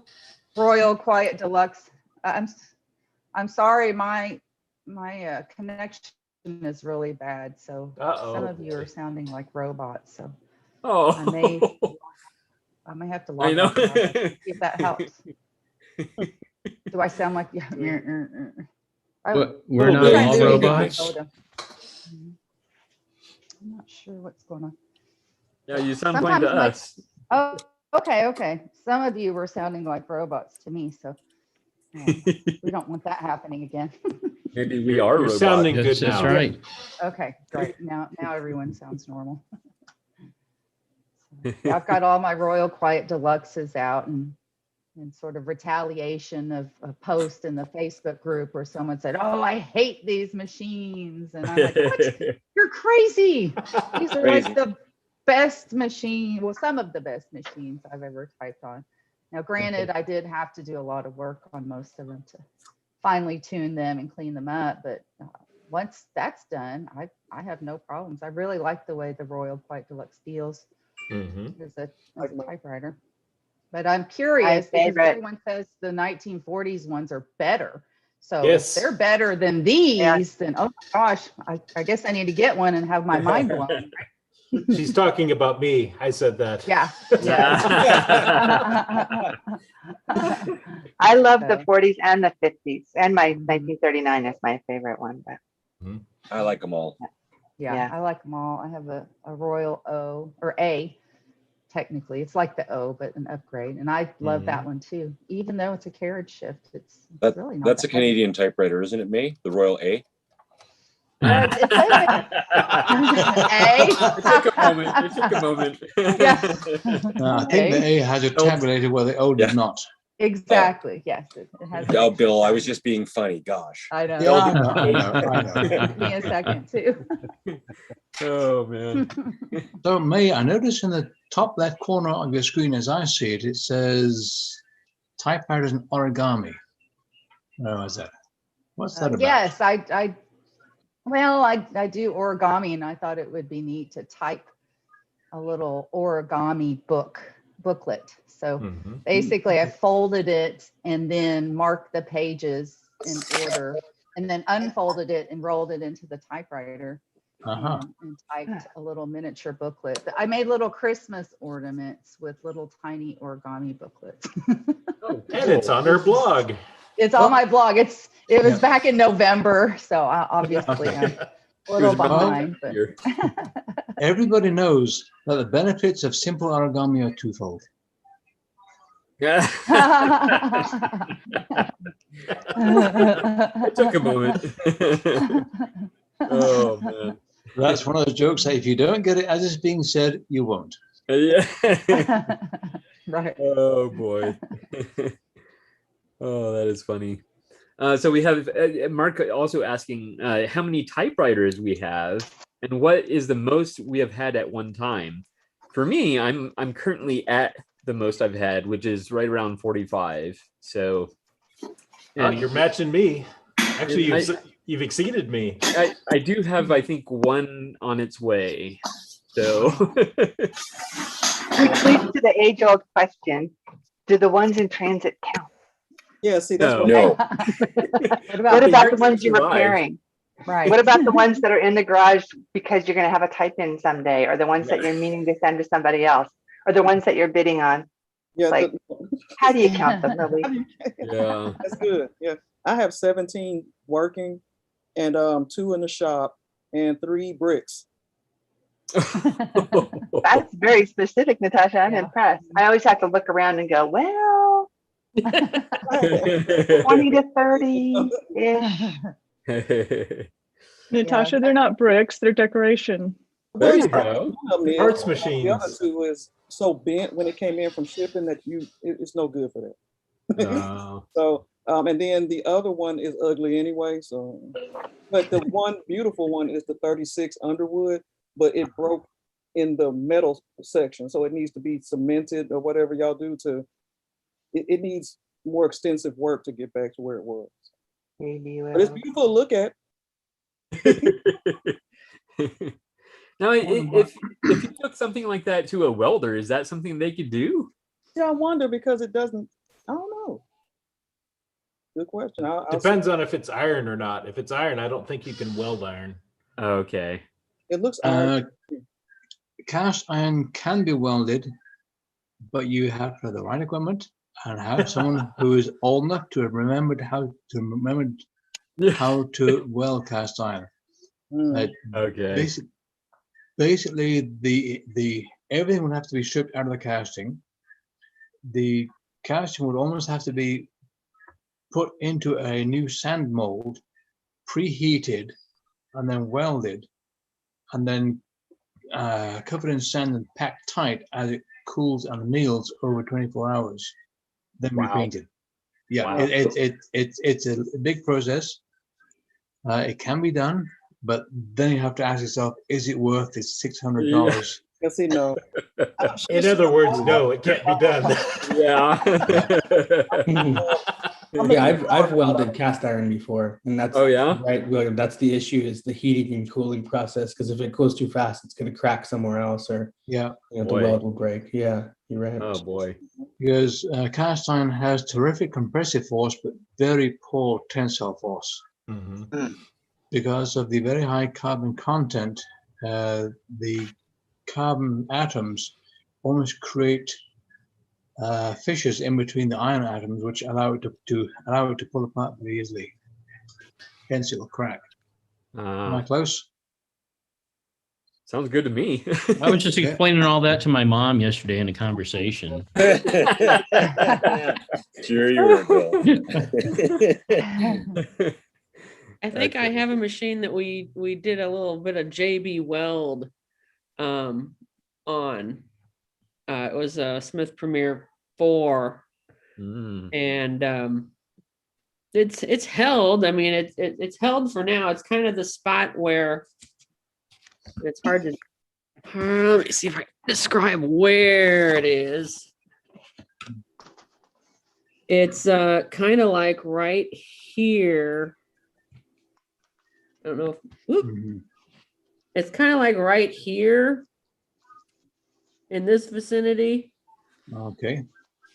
The top casting. I'm sorry. In the top casting. Yeah, it's kind of it basically it's where the line advance lever hits. Yeah. Not the greatest design in the world, but it has held. Actually, it took 2 tries. When you're gluing cast iron, I've often thought that maybe JB Weld is not the best, because JB Weld is what's called a filled epoxy and is more for filling in gaps. Which is what this kind of was. Yeah, I almost feel that a true 2-part slow curing epoxy would be better, because it has a better wetting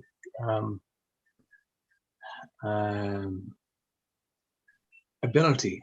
Because the biggest thing you need to do is for the adhesive to wet the material it's gluing together, then hold it for 24 hours for it to get a basic cure. Then sometimes up to 60 hours to get a full cure.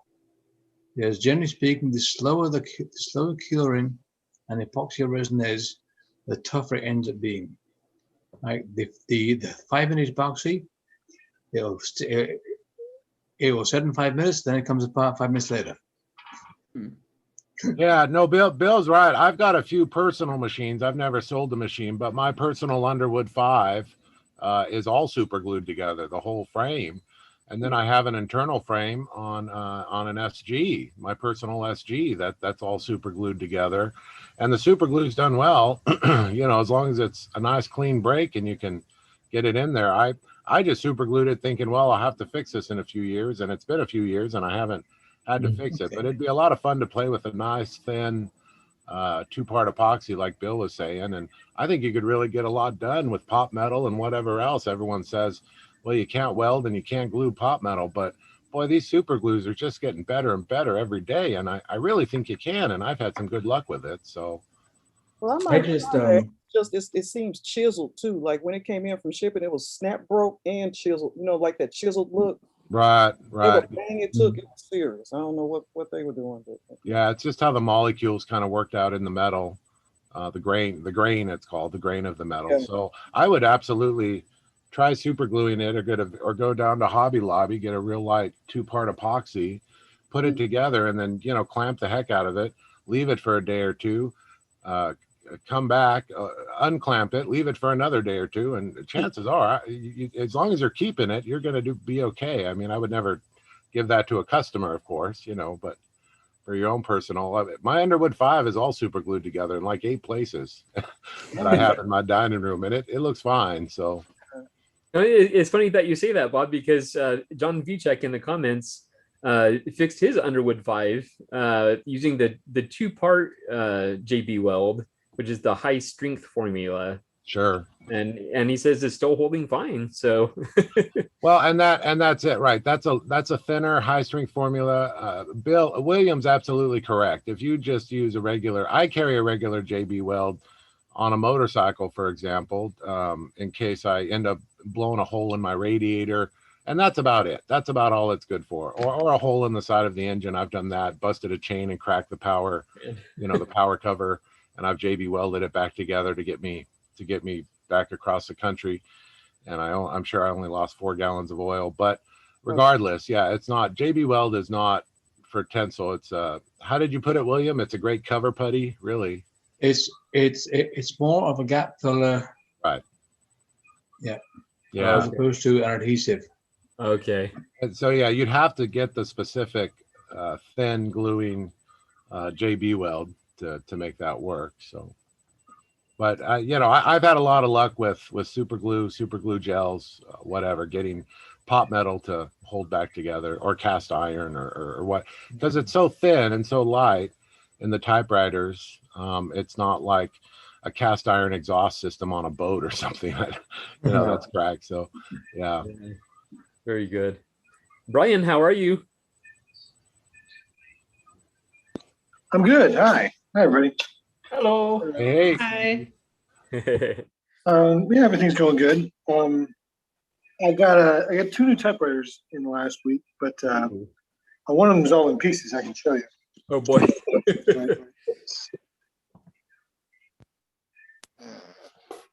There we go.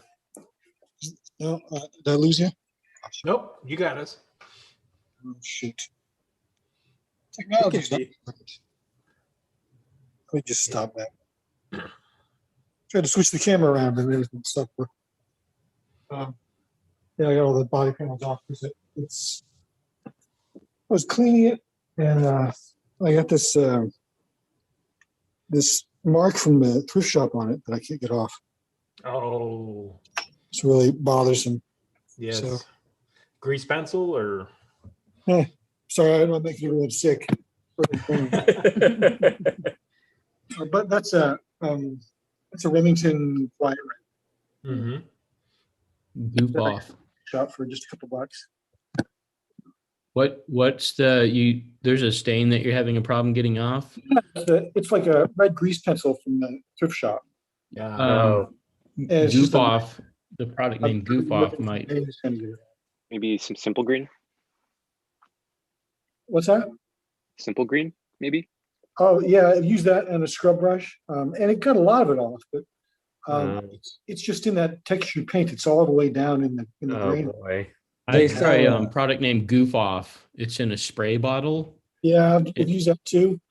Okay, you know what? If you go to Walmart, they sell a water-based degreaser that you use on the fenders of your vehicles to get off like road tar and bugs. That stuff works great on typewriters too. And it's not harmful to paint because it's water-based and just blasts stuff right off. Nice.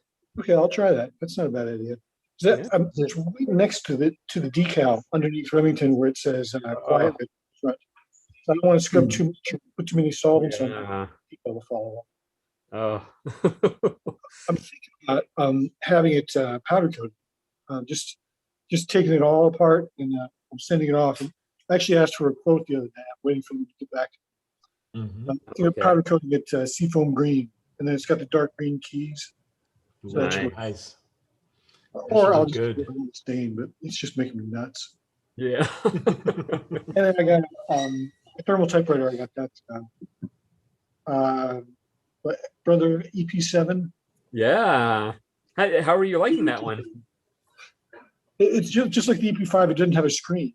Yeah. It's got all kinds of features, but your only feedback from all that stuff is like a beep. See, you type ahead, it'll check spelling for you, but you just have to listen to it beep.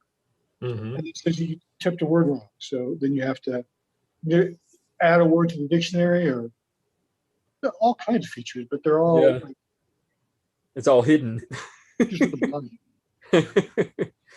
Yeah, I love the EP5. It's actually one of my favorite thermal typewriters, and I like it specifically because it doesn't have the screen, because it genuine typing experience.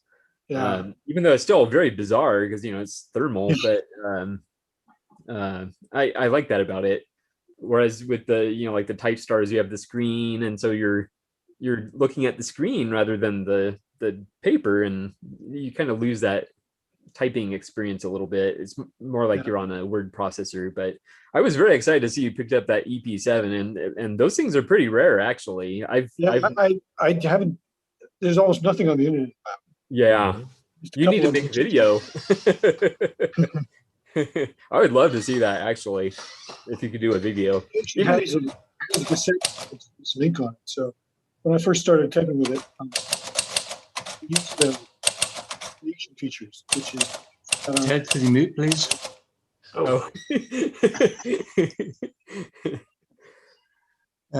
Going back a couple of minutes, we talked about cleaning the crinkle paint on typewriters. I found this product to be really good. Scrubbing bubbles. Yeah. Scrubbing bubbles. What I found is the most effective is, well, give it a good shake. Spray it on. It'll foam up white. If it foams up brown, that means that there's tar and nicotine in the paint. If it foams up grey, it means just dirt. Let it sit for 30 seconds. Then take a soft dish brush with small circular areas. And then if you got the spray attachment on your kitchen sink, get the water as hot as you can, and then rinse it off, see how it looks. I'll give it a shot. That's a great idea. Yeah. Another thing, I don't know if you could. Oh, sorry. Go ahead. And if it doesn't come off completely clean, give it a day to dry thoroughly and repeat the process. However, this stuff is very hard on the water transfer decals. It tends to dissolve them. If it's a painted names, it doesn't touch them. Yeah, it's got water transfer decals right next to where that mark is. Oh boy. Yeah. I don't know. I'll give the scribbling bubbles a shot.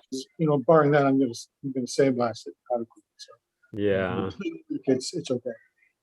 Another thing that maybe you could try, I don't know if anybody else would have any suggestions. Maybe this wouldn't be a good idea, but maybe trying WD-40.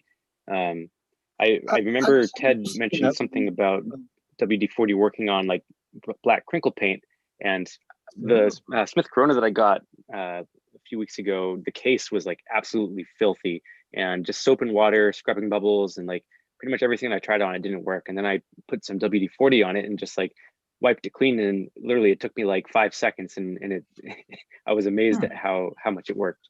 Interesting. Worth a shot. Yeah. WD-40 does have uses. Yep, it does. Especially on the outside.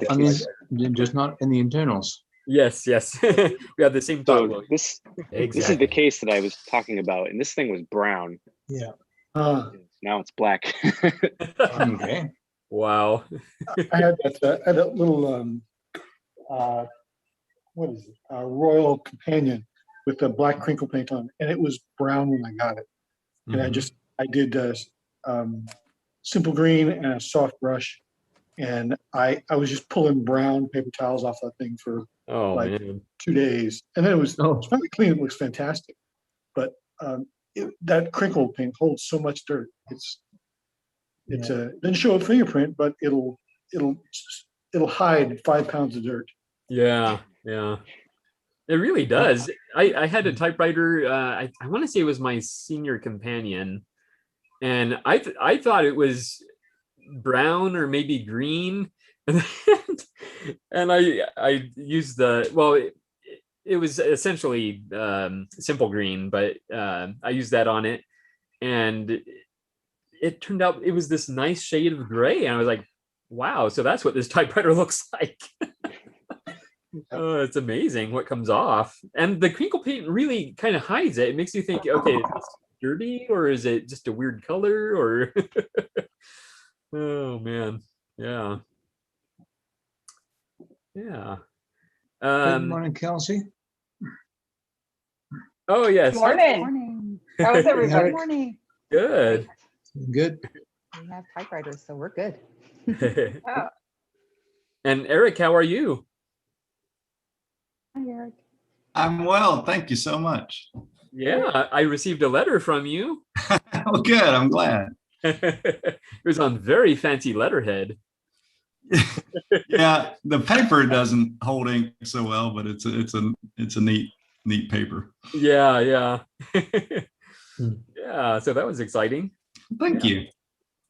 Yeah, this is the highlight of my week. I've missed like 3 weeks because of various things, but I really look forward to getting here. Good, good. Good to see you. Thank you. Yeah. So Kelsey, just double checking, it was you who I was talking to who was looking for the pull knob for the line variator?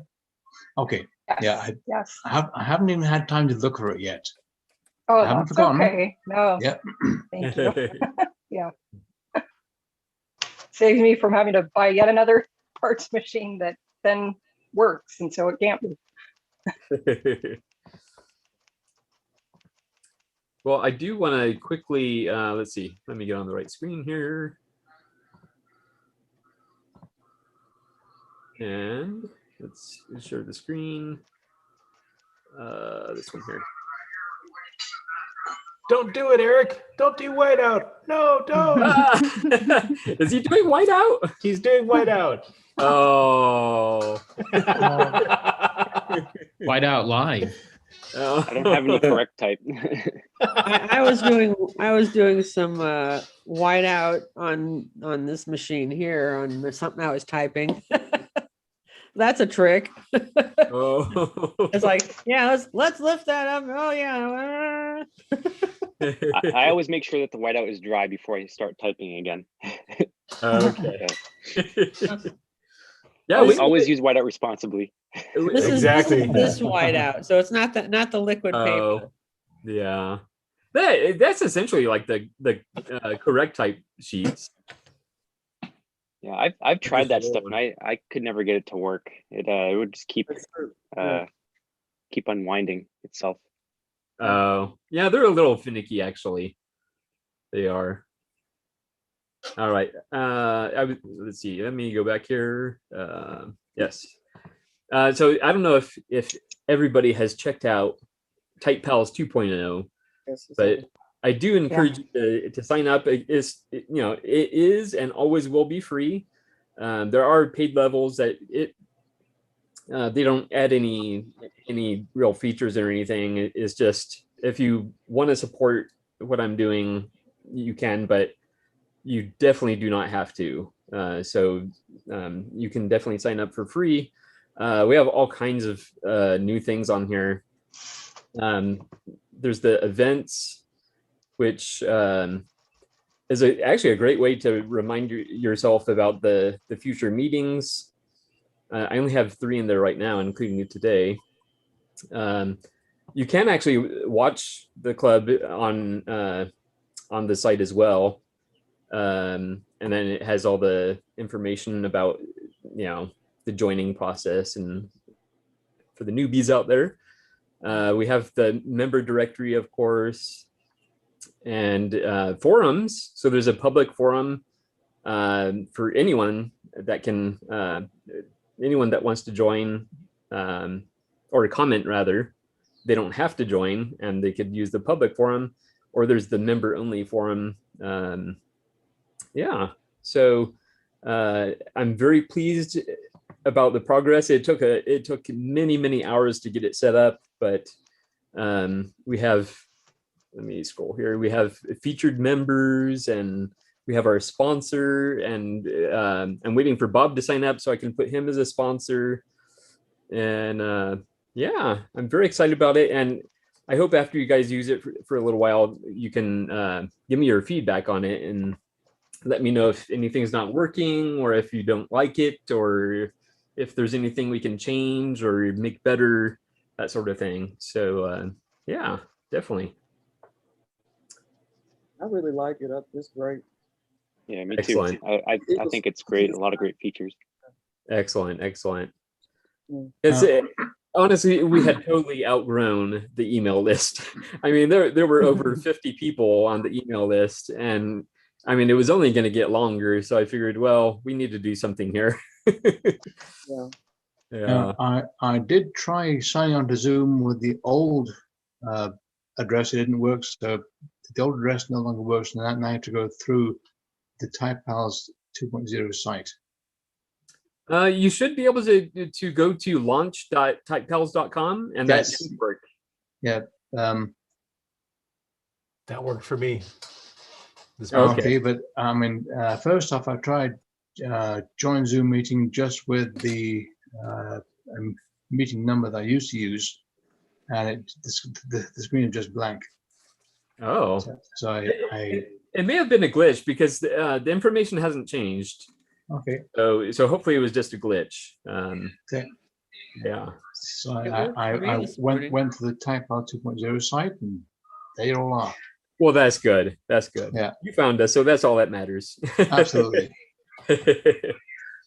Excellent. Yeah.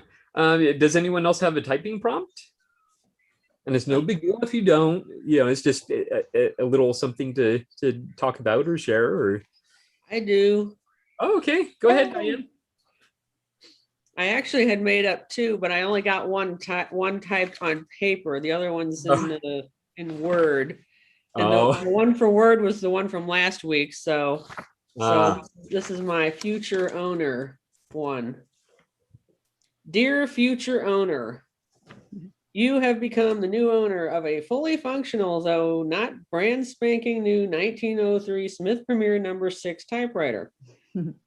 This little gem of a typewriter can take care of any typing need you may have, from writing letters and short stories as I did, to creating neat accounting book pages with its 16-inch writing line.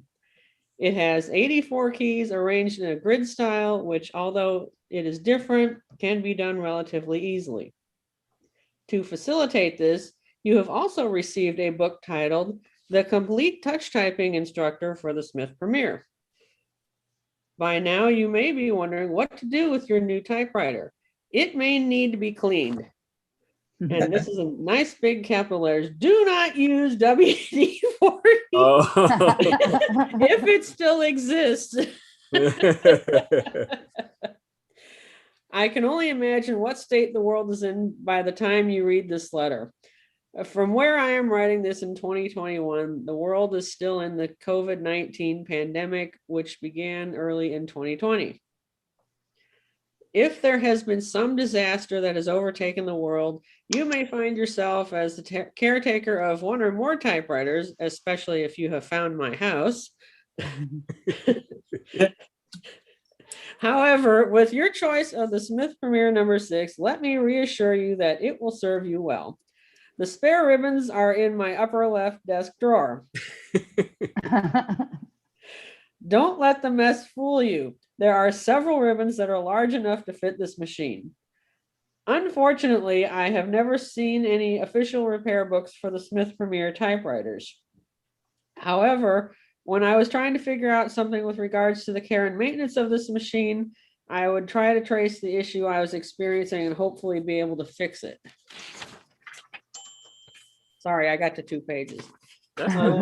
Hey, I was double spacing. The only thing that I can't guarantee you is a readily available supply of replacement parts. I had to scrounge from other parts machines to get this one to work properly, though I had one piece made. I always like to have my machines in a functional condition. To that end, the rubber feed rollers and platen were replaced in 2020. Currently, I am trying to obtain some properly sized rubber feet. This is not an easy thing since all the feet that I have are shrunken due to their age. Assuming I did get them replaced, you are in the position to use this typewriter. I do have owner's manuals from at least one model of Smith Premier typewriter in my office. Even though I like to think I'm organized, it would seem to an outsider that I am not. The other thing that you need to use the typewriter is paper. Typewriters with large carriages are the last thing that most collectors want because they take up so much space and are likely to be the first to be thrown away or recycled. Please do not do this. I am aware of 2 of these machines in existence in 2021, this one and one other. The list of serial numbers on the typewriter database website indicates that at least 4,010 of this model were made, and yet today so few remain. Wow.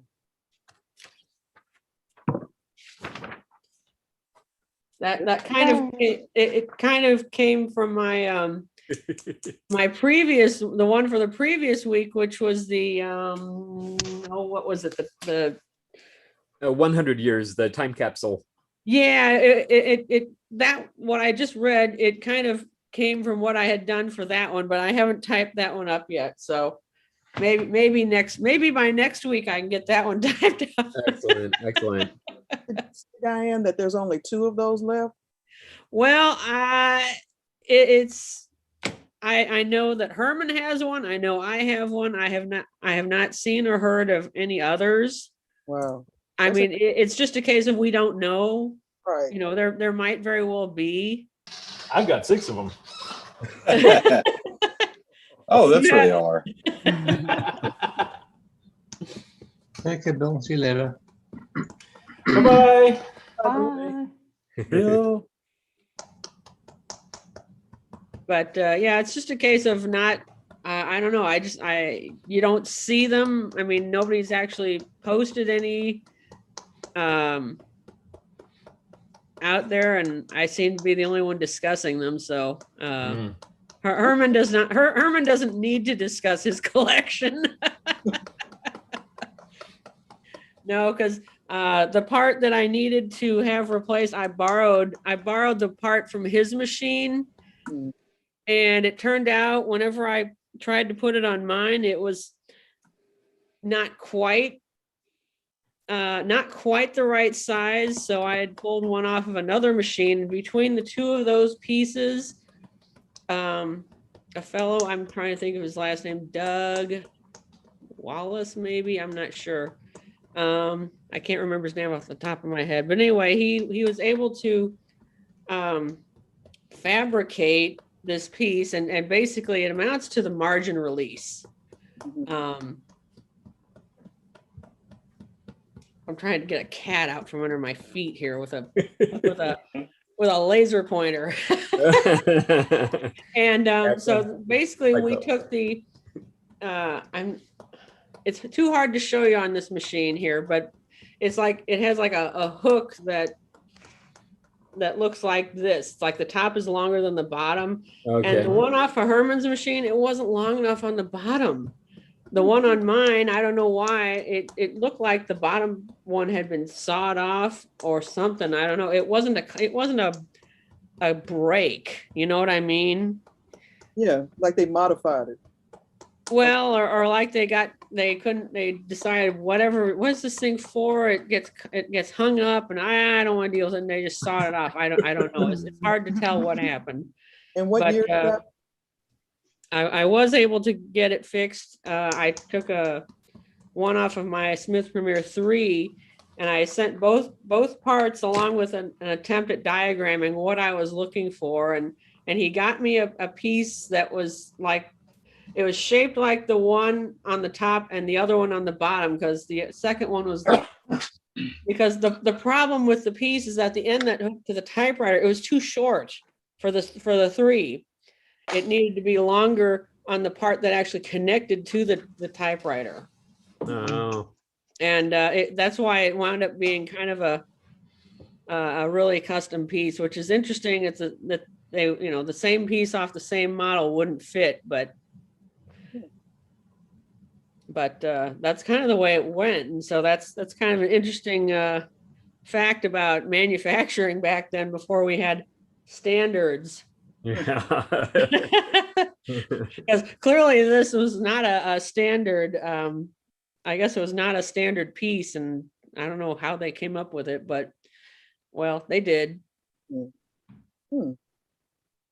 Wow.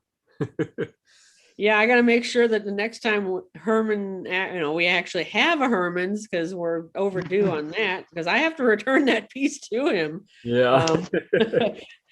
So yeah, I got to make sure that I have it and get it back to him, because I'm supposed to actually put it back on the machine so that he doesn't have to remember which machine it came off of. You're talking about the way that the typewriters were built back then. If you think about the motor car, a lot of people credit Henry Ford with inventing the motor car. He didn't. He invented the production line, which increased productivity of the motor car. And back then, typewriters were built from the ground up, each one built separately. It wasn't until they got into serious production lines that became more standard. Yeah, as I was looking at the number of the Smith Premier 6 machines, how the database has like January 1st, and then you assume that the end is kind of like, I guess I was assuming that maybe, there was like, 12 months, and it's just amazing that there weren't very many machines made in a given amount of time. Because there was like, between the 1906 and the 1907 numbers, and it's like, I just kind of like divide by 12, it's like 35 and a half per month. Yeah. For that number of machines. And that was a pretty good estimate, which basically put mine somewhere in the middle of the year, I think. Okay. If I were to extrapolate that. So I don't know, you'd feel pretty good if you could hand build a typewriter in a day. Yeah. Yeah. Probably. My goodness. We do have some more YouTube comments. We have Kaiser Wilhelm II saying German Empire will support the typewriter community. And then John Vicek says there are cheap new old stock packs of correcting paper on eBay right now. Oh. I think I got mine on Amazon. Although mine is, I don't think mine was new old stock. Mine is new stock. Yeah. And then we have Mark saying, I guess that's more for me, but wondering if he can become a sponsor down the road. And I told him, yeah, shoot, yeah. Yeah. Darn tootin'. Yeah. Yeah. So any other typing prompts or any questions or comments? Oh, yay! I thought I saw that paper there. I was like, is it just... Oh, don't trash it. Ted has been patiently waiting. I've been getting a lot of hotel station, nice. vintage hotel from eBay and nice. Waldorf Astoria. Yeah. So I'm collecting these so I can start writing you guys with and I got a bunch of new stock, but this is like from the 40s. Just make copies. Yeah. I don't want to. Scan it and print it. That's a really cool idea, because the antique store that I like to go to has a lot of older documents like that have writing on them, but I might get a few and just like Photoshop all the writing out and make it into a letterhead. I thought about that when I see them, because some of them are selling these letterheads at $8 each, and you get 2. And I'm like, all I can do is make copies off that. It's not worth it to me otherwise. Yeah. But I'm so vintage minded that I don't know. I feel like it was cheating or something. Inkjet printers are really good at reproducing like old letterhead. Yes. Yeah. Yes. Yeah. See, I want to do it absolutely. If you're gonna do it absolutely the way it should have looked. That's what that's me. I got some circus saints and sinners. That was weird. Oh, cool. And I still have a few coming. So when I get some time, I'm gonna start typing you guys with it. And I also got a beer menu. Beer. Excellent. I'm getting ready. Excellent. Very good. All right, Ted, you have the floor. All right. Let's see. I started with, I used my Elite Typeface Brother XL747 this morning to write out checks to the revenuers, as it has a 1-key and a nice readable typeface suitable for such work. And it's easy to take out, use, and put away with minimal hassle. Choosing a typewriter for this evening session on the desk was less cut and dry. As I stood at the shelves, my eye scanning each case, I pondered the machines inside. I could hear them calling out, "Pick me, no, pick me." Each machine desperate for desk time, calling my attention to each one's distinct charm and features. In the end, as I reached the royal section of the corral, I paused and selected this early 40s aristocrat selected this early 40s aristocrat from the shelf, full of nearly identical black royal portable cases. I had not opened this case in months, and so it was time. And so this is the typewriter that I will write today's Typewriter Club live typing prompt on about.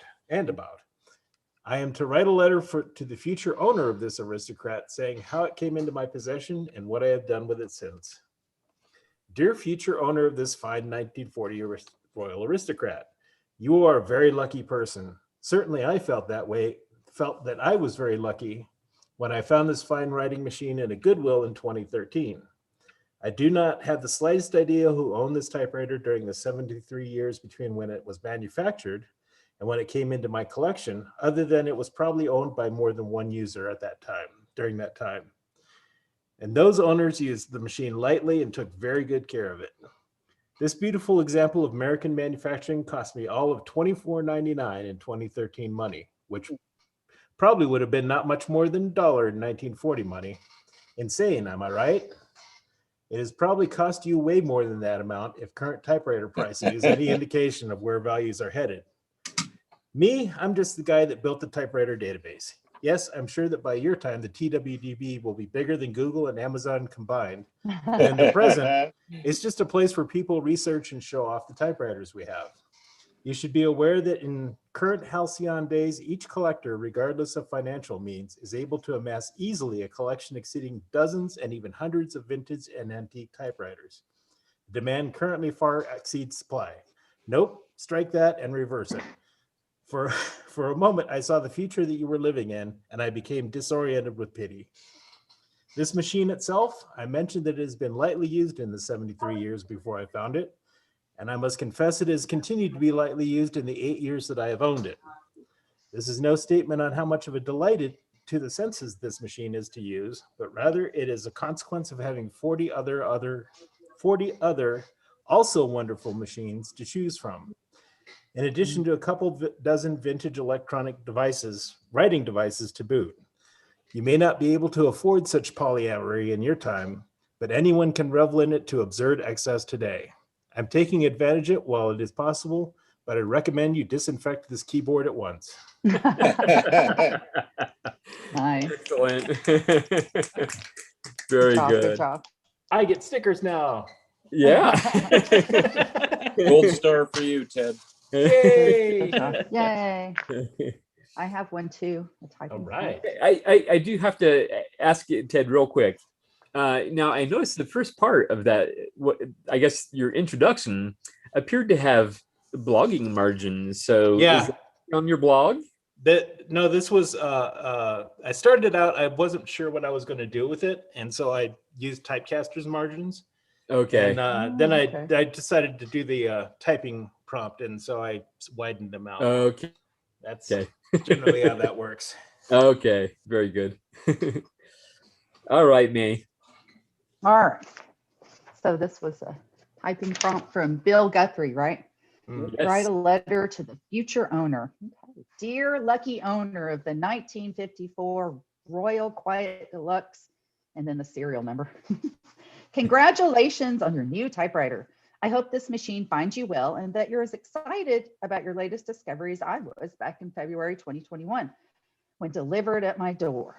Its name is Michigan, as part of my collection of 8 of this model that I've named after the states of their Goodwill locations. It's been thoroughly cleaned and serviced with the best of my abilities while broadcasting on YouTube. If the video still exists, then my entire process is viewable on the Poor Typist channel by Gregory Short's Typewriter Club Live on March 13th and 14th, 2021. Currently in the online typewriter collectors community, this particular model is both worshiped and loathed. I'm in the former group as I like the way they respond to my typing style, and I enjoy the challenge of machines that require extra tinkering to finely tune. The joy of collecting typewriters comes second to the thrill of finding a dirty, neglected machine in desperate need of rescuing and bringing it back to life. So far, I've had nothing but good luck and pleasure with these humble typewriters. Using an old manual typewriter in the age of computers may seem slow and archaic, but in reality, they truly enhance the writing process. Gone are the electronic distractions and screen glare fatigue, so I can freely compose journal entries, silly poems and songs, and snail mail letters to other typewriter enthusiast pen pals. However you choose to use this machine, you too will discover the power it has to draw you in to write things, anything really, and soon you'll find yourself wanting more. Luckily, you can do just that now that you're shopping through my collection of over 100 typewriters. My daughter will really appreciate you. Very good, very good. Excellent, excellent. So yes, in my future, I see myself with over 100 machines. Oh, that's not now. Oh, I'm working on it. Yeah. Okay. After her daughter's wedding, she'll really start. Then I'm really this summer. I'll be happy to send you some of mine. Oh. I have a few. I have a brother or two that you might like. Oh yeah, I do like those. Oh, and I do have a little show and tell as well. Yes. I went a little crazy and buying from eBay lots of corrector. Oh yeah. Type, That's the good stuff. This is good stuff, but I couldn't find the dispenser. So these are the refills, but you just pull a little bit out of the box and that works fine. And so my first love was discovering, one of these in one of my typewriter cases, but it was empty. So I was so disappointed. And then a few typewriters later, I got this stuff, the Carters, which works really, really well. Carters. So I bought another one that's brand new. So I've got 2 of these. And then I bought another correctotype that it's full. But okay, good. I feel a lot better. And then I bought a whole bunch. And then I bought this store display. Oh wow! Oh yeah! Wow. And these, you pulled the Ted. I love it. Yeah, I'm like Ted. So I mean, I spent a whole typewriter's worth of money on all these different. And wow. Are you planning on making a lot of mistakes? Well, I plan on using these for the rest of my life. So there you go. So these come in sheets that you can break apart and then fill into your containers. Oh yeah, yeah. I've got 6. That's a great collection you have there. It is a great collection. And then one more This is from West Germany. This came from, I just bought one little, uh-oh. I don't know if oh, here it is. It's Tippex. I'm not familiar. Tippex, this brand right here. So I've got 6 different brands of my goodness. Who was giving me grief for hoarding carbon paper earlier? Because I think May has taken a new record. No, I don't give anybody grief about hoarding. Oh no, it wasn't you. No, it was not me. So yes, I plan on typing for the rest of my life. So I'm going to need these. So. May. Some of you pen pals are going to be lucky recipients of little. Lucky, lots of mistakes. Now, Where May, did you find that?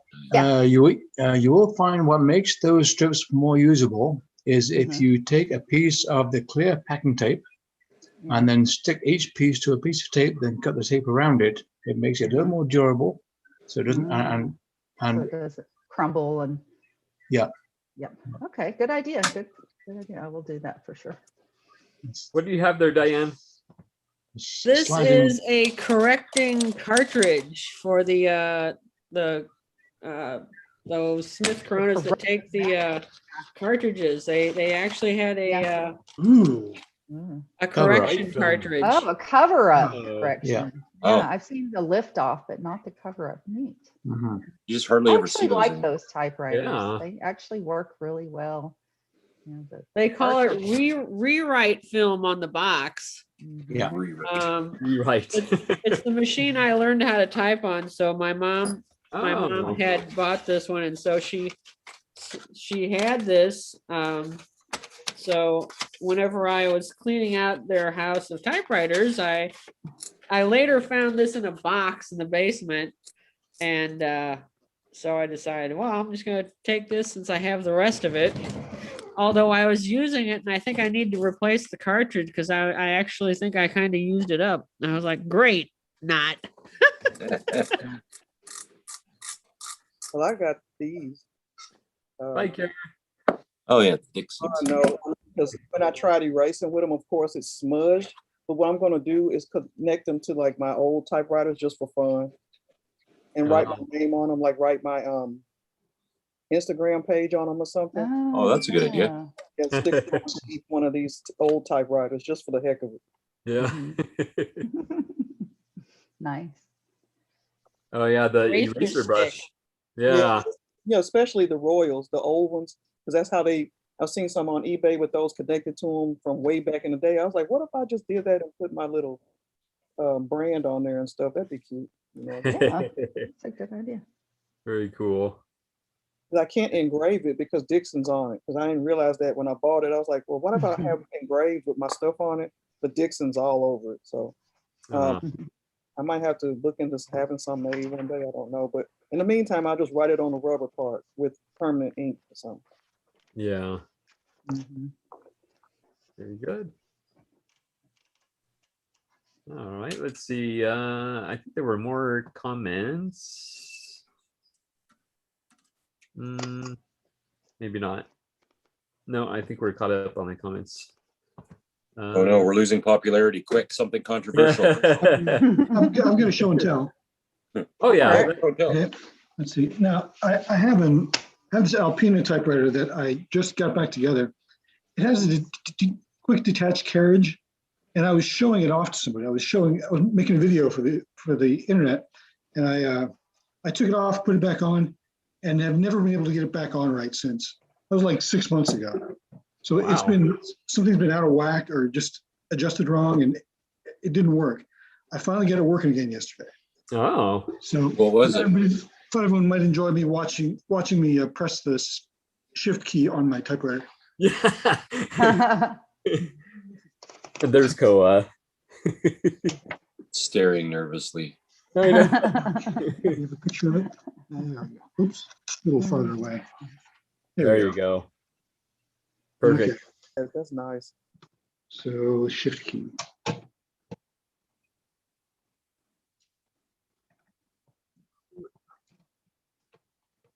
It's just the platen moves, yeah. There we go. Wow. Oh wow. Oh, I see. It's neither carriage nor basket shift. It's a platen shift. Wow. So the carriage return arm Yeah. and the knob and the roller all go up together. So is it a lot lighter that way? No. No. And the other impressive thing to do is you take the carriage off here and just a button on each side, you lift it up. But for some reason, the last time I did it, I got it in wrong. And I spent forever trying to get it back together. And I finally did. Just leave it I'm on. never taking the carriage off again. Yeah. But Are you not going to show I us? could take it off if I wanted to and show you. I just can't put it back on. Oh man. So yeah, it's a neat machine. Yeah. It's neat also because it's one of those typewriters that was made by someone that didn't make typewriters and didn't make them afterwards. They're made them in the 50s and then they stopped that and they make modified BMWs there now. Oh wow. So Alpina referring to cars means a BMW. Alpina referring to typewriters is this thing. Okay. Just a fun fact. That is a gorgeous typewriter. My goodness. Yeah, that's pretty fun. I actually got a Todd Payne from Lazy Dog Typewriters posted an ad for Alpina. Oh. Oh, nice.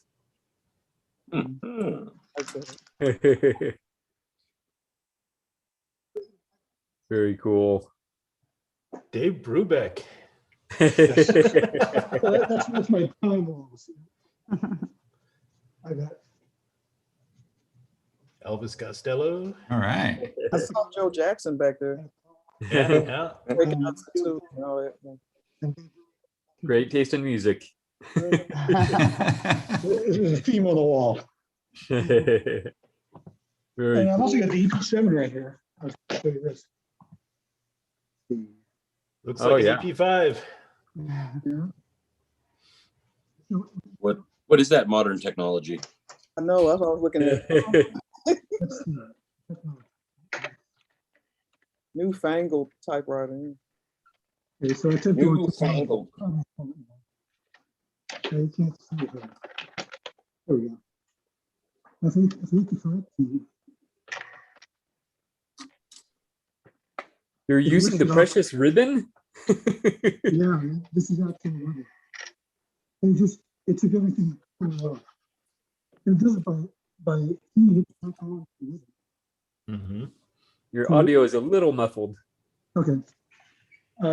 What's cool about that is that when you correct something, it goes back onto the ribbon. Interesting. Yeah, so there's not a separate correction ribbon here. It's just the black ink, and there was a little hole here where the wrong word was, but went back and heated it up and melted it back onto the ribbon. Wow. Now, if you don't have a ribbon, you can't see that. This one's only got a little bit of ribbon left on the one spool. Yeah. Voodoo. It's voodoo. It is. It really is. That's why I love them so much. Yeah. It's cool to watch it erase stuff. Yeah. I think I have one of those cassettes with the correction part, but I haven't been able to bring myself to actually use it though. Well, just for posterity. Yeah. You can't see it, but if I wish I could get the camera closer, but watching it erase it is just cool. Yeah, I know. I did the demo mode on one that didn't have the correction ribbon, and it in the demo mode is showing, or it's going through the motions of doing the correction, but it ends up retyping over itself. Right. Because I didn't have the correction. How do you do the demo mode? It's code and something else. Oh, Code I'm trying to second remember. shift? It's sometimes just when you turn it on, you hold down code and turn it on, or I don't remember right now. Code and repeat. There you go. Code and repeat. Where's the repeat key? Oh, there it is. You use a lot of your ribbon there. Yeah, well, what else do we use it for? True. See if I can get down to where it's printing. This is the thermal typewriter segment of Type Pals. Is that the typewriter that I was referring to at one point when I bought my electric one, right? And I was talking about how it just takes the paper automatically in. Does that do that? Like No, paper in like that? no, this one does not. Okay, that's neat though to watch it. It is neat to watch. It's truly like magic. It's doing it with heat. Wow. Now it's not really this quiet. Zoom is cutting out some of the noise, but they are pretty darn quiet. Pretty darn quiet.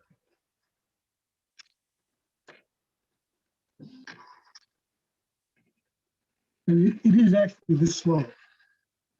Yeah.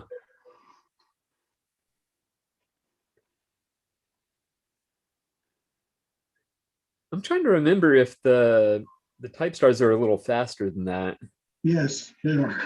Yeah. Okay, I thought so.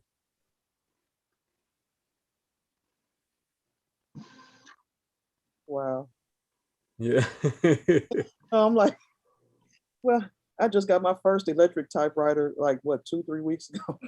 Yeah, we need to get you a thermal typewriter now. Yeah, I see. I got a second one in that works. It's erratic. I put that on Instagram. Ah. Yeah, it's erratic working. I put her as cute but psycho. But watching this is cool. Yeah. That's very cool, Brian. Very cool. All right, that's it. Yeah. Yeah, I had never seen one of those, and I'm constantly looking for thermal typewriters that I don't have in my collection, and I have never ever seen an EP7. So the ones that you most commonly see are the EP 20s and 40s and even the EP5.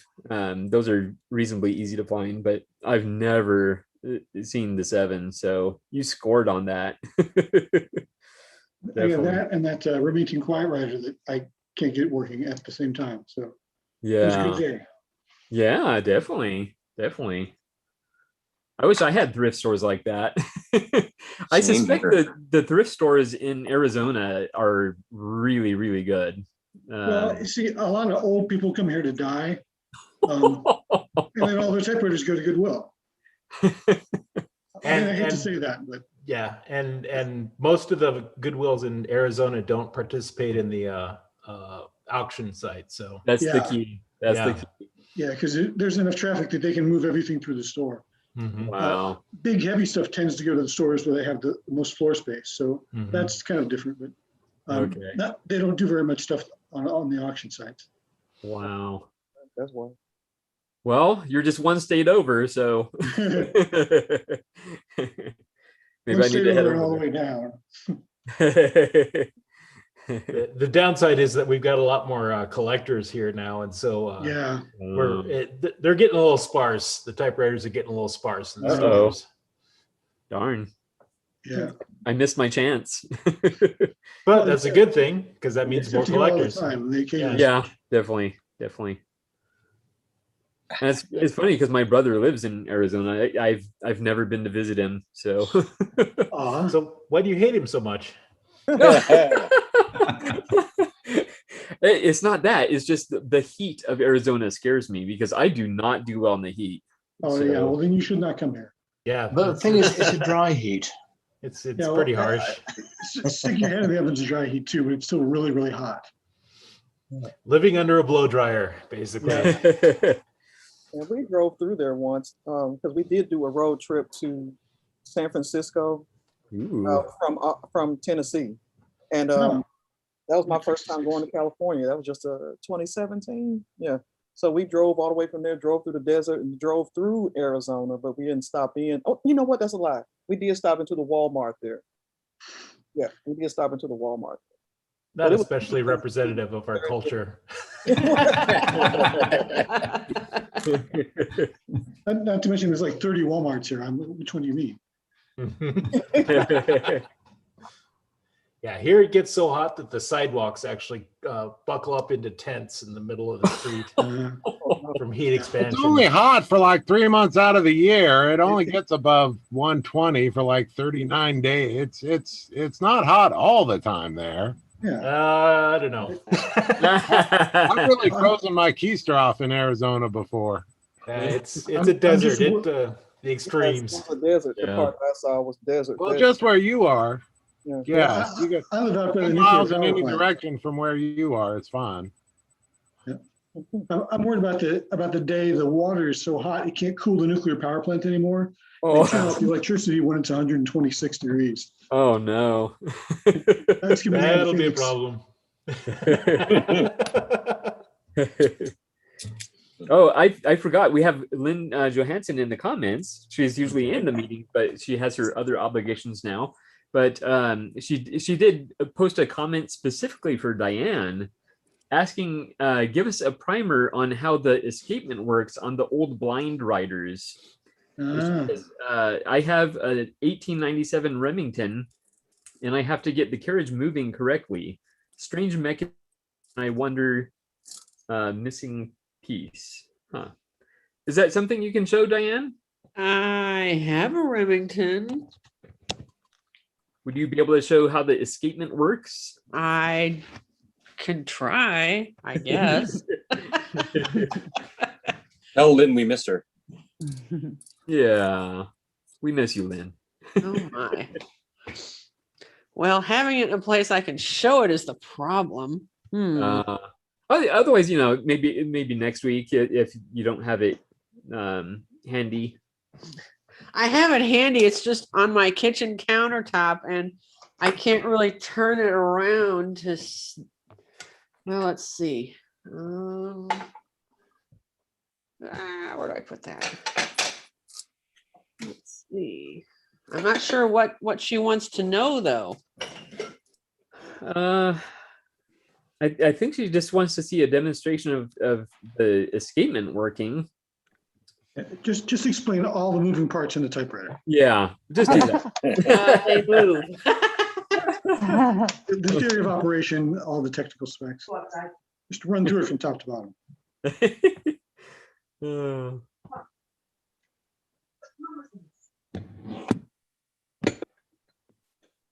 Yeah, here's where the whole I have a mess that people would not believe that I think I'm organized. I know where things are, but nobody else can find anything, Okay. I don't know. There's your star wheel, but yeah.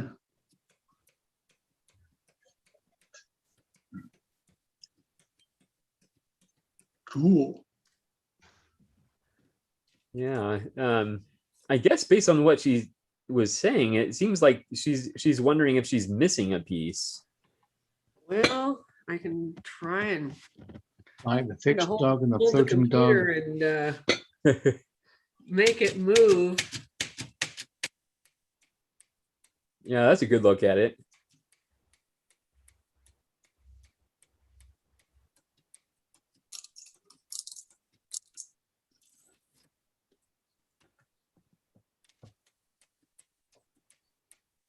I don't know if that'll help or not. Yeah. It's hard to shine let me see if I can shine a light up in there without stepping on a cat. As you can see, that's difficult when there's a cat standing behind it wanting to stick his nose in it. Yeah. You have to get the cat to operate the typewriter while you're taking pictures. There you go. There you go. Does that help? You think? I think so. We can see what's happening down below better. I love these old bells. They sound so cool. Yeah, I have some dust in here. It needs, I wish I had a cover for it, but I don't. Hopefully Bob will get those back in stock again. Well, I don't know if his actually might work on this. I think it would. this is more of a normal shaped typewriter. Yeah. But anyway, hopefully that'll help. Yeah. I Hopefully. don't know what else I can do to help unless I can actually see what she has. Yeah. Because I mean, I think she, this is an 1897 Remington 6. So I'm not sure which. I think she said she had a 7, so it shouldn't be that different. Yeah. And this one actually has new rubber on it. So yes, it makes a heck of a difference when you're using it. I bet. The cat is very interested. I mean, popped up like that. What? The cat seems very interested when you moved your arm. I don't know if it's a boy or girl, but it popped his little head up. Oh yes. Yeah, his nickname is Typo Kitty. Oh. Because when I first started bringing typewriters home, he would stick his nose in the basket when I'm using it, and he would paw at the. He'd try and paw at the machine while I was typing. Okay, I'm going to keep on typing. Bam, and I knock him in the nose with the type bar. Not real hard, but. Check out the back of the machine now. Well, thank you so much, Diane. I appreciate it. No problem. Yeah. Yeah, I don't know if there's anything else I can tell her without actually seeing what she has. So Yeah, it's hard to know. But I guess she's gonna rewatch the video later. I'm gonna tell her the rough time that it was at, basically around the 2.5 hour mark. Yeah, so thank you, Diane. I appreciate that. Sure, no problem. Hey, would anybody mind if I took a short survey on my typewriter covers? Diane mentioned a few of her machines may be bigger, so I thought about making a wider one that would fit over an IBM Selectric, because I've had a few people request it. But I know, did Kerr leave already? Where is she? Yes, she did. Yeah, she had to go. She bought several of them, but I don't know. Would you guys mind giving me opinion on if I should make a wider cover, or if they're worth it? What do you guys think? I talked to Bill about it a few days ago in Arizona at Mesa Typewriter Exchange. Anyways, he was real excited so I'm going to ship him a few. He's going to see if he can move them. But Bob, I could use a cover for a couple of, 4, maybe 6, I don't know, a few Royal FPs with 13-inch carriages. Well, and my cover will fit the Royal FP part. It's a 13-inch carriage it won't cover. Yeah. Hey, you're asking for feedback. I'm just giving you feedback. So, right. Sean, no, I agree too, and it's always those ends in the mechanism. So I think any towel, obviously they're all custom cut. They're custom made for me, which is why I'm having supply issues with them. But any towel I have cutter made, if it's 13-inch, if it'll do a 13-inch and an IBM, that'd be the way to go, because I order them in 250 lots, at $600 a lot or whatever. So if you did an IBM like an executive, like not the full wide one, then that would probably cover a lot of the wider carriage standards as well. And then you don't have to make multiple versions. Yeah. And that's what I'm trying to avoid, the multiple version. Yeah.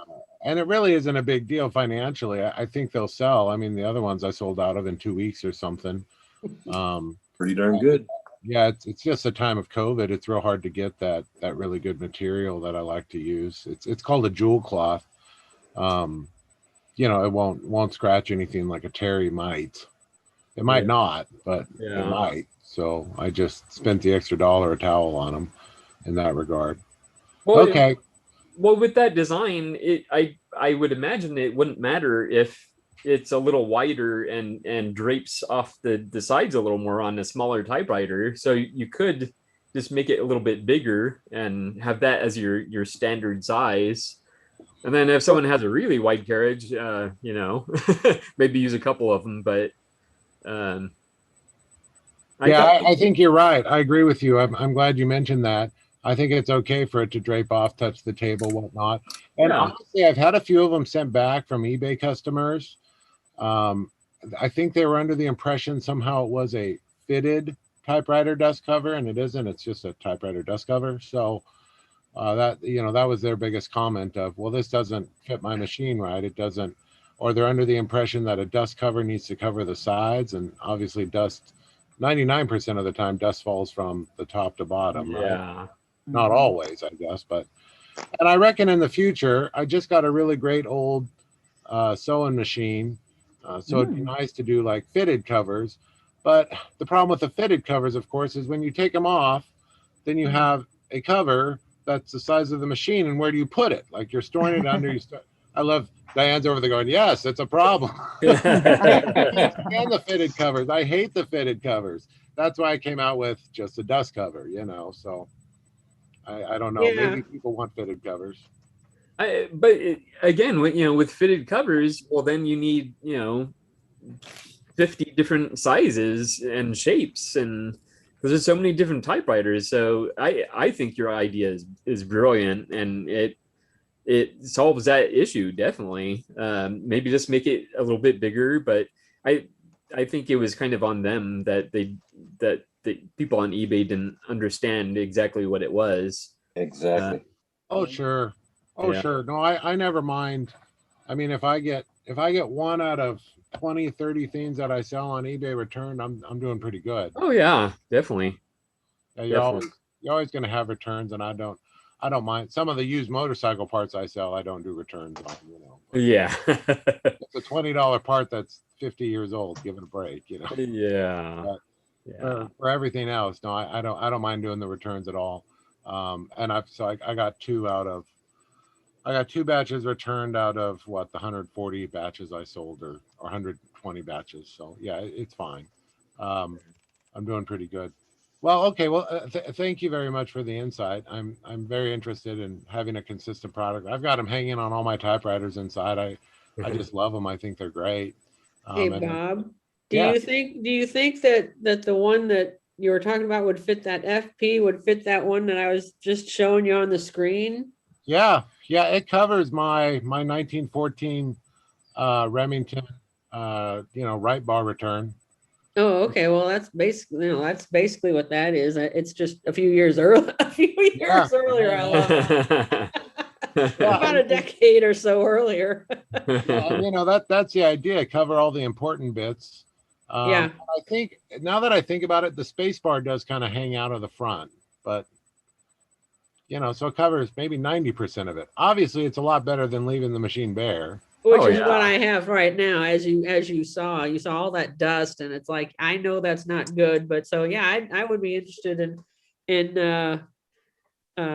getting one or more of these things from you. So, well, what would you think about different colors? I mean, that was my other option. Order them in different colors. It would be quite a financial investment, but I just ordered them in black because I suspected, like most people, everything's black in their living room. But I mean, would people want them in reds or hunter greens or blues or purple? There you go, purple. Buffalo plaid. There you go. Purple. Some people might want them to match the color of their machine. Yeah. I mean, a lot of my machines are black, so I would be fine with that, and my favorite color is black. So. Bob, do yours say typewriter on them? Are those yours, the ones that say typewriter across? Yeah, across the front. Okay, that's you. Okay, because I need to get your eBay handle, or I'll just and I'm currently out of stock because I have them custom made, and they're this jewel soft cloth that they get from Germany or something, and it's back stock because of COVID, and I first set up, and no other company has it, so I won't have them available again till probably the middle of next month. But I've got a huge run set. They're literally they're sending over hundreds of them for me. So we'll see how it goes. Because I hope to. I put out 100 and 300 orders, and they sold out in 2 weeks. So I think there's a demand for them, and it's an affordable product. And I think I make $2 for every one I sell or something. It's not very smart business, but it's good enough business that I can, it pays for my time for printing out the shipping receipts, and my kids just sit around and fold them. I'm a smoker, so I really don't want to touch towels with my dirty hands. Maybe my hands are dirty. They really aren't for touching soft towels. So I'm having a lot of fun with that. But yeah, no, thank you very much, Natasha. I hope to have them out. I just sell them on eBay, because it's cheap and easy. I've done a ton of sales on eBay, as opposed to like doing my own website store, because those are so expensive. What is your eBay handle, or is it here on here somewhere? Oh, Typewriter Muse. Typewriter Muse, like your Insta, right? Okay. Yeah, and that's all available on my website too, typewritermuse.com. I kind of have all the hyperlinks there of all the cool stuff I do. Thank you for asking, Natasha. No problem, because I want one of those, a Say typewriter on it. So. Yeah, me too. Yeah, me too. I missed out last time. Well, I really do appreciate it, guys. Yeah, I might try a few different colors, maybe just do 100 of each color, see if they sell. Purple. There you go. Have a request. And I think I can only get a dark purple. I don't think I can get a nice. I don't care. As long as it's purple. Okay. And then it's like the green. I can get something similar to a seafoam green, but it's really not a Hermes green. So would people still buy it? I mean, who knows? See, I like seafoam green. I'm good with it. Yeah. Yeah, I think there's a lot of Hermes out there. Yeah, there's a lot that's of true. Yeah, I concur. Well, I'll get some custom orders going. Very good. We'll see how it goes. Thanks for the insight, guys. I sure do appreciate it. I'm enjoying Ted's kitty cam. Yeah, I know. That's really cool. That's a lot. This is why my camera keeps falling off the tripod. Okay, she gave up. So yeah, she got all the rubs in. Yeah. Now she's rubbing the lamp, so my light might be a little shaky. I do miss having a cat, but I miss that. Now I'm stuck with a dog because one of the people here is allergic to cat's fur. Oh. But when I'm definitely getting a couple of cats again. Yeah. I can send a bunch your way. Oh.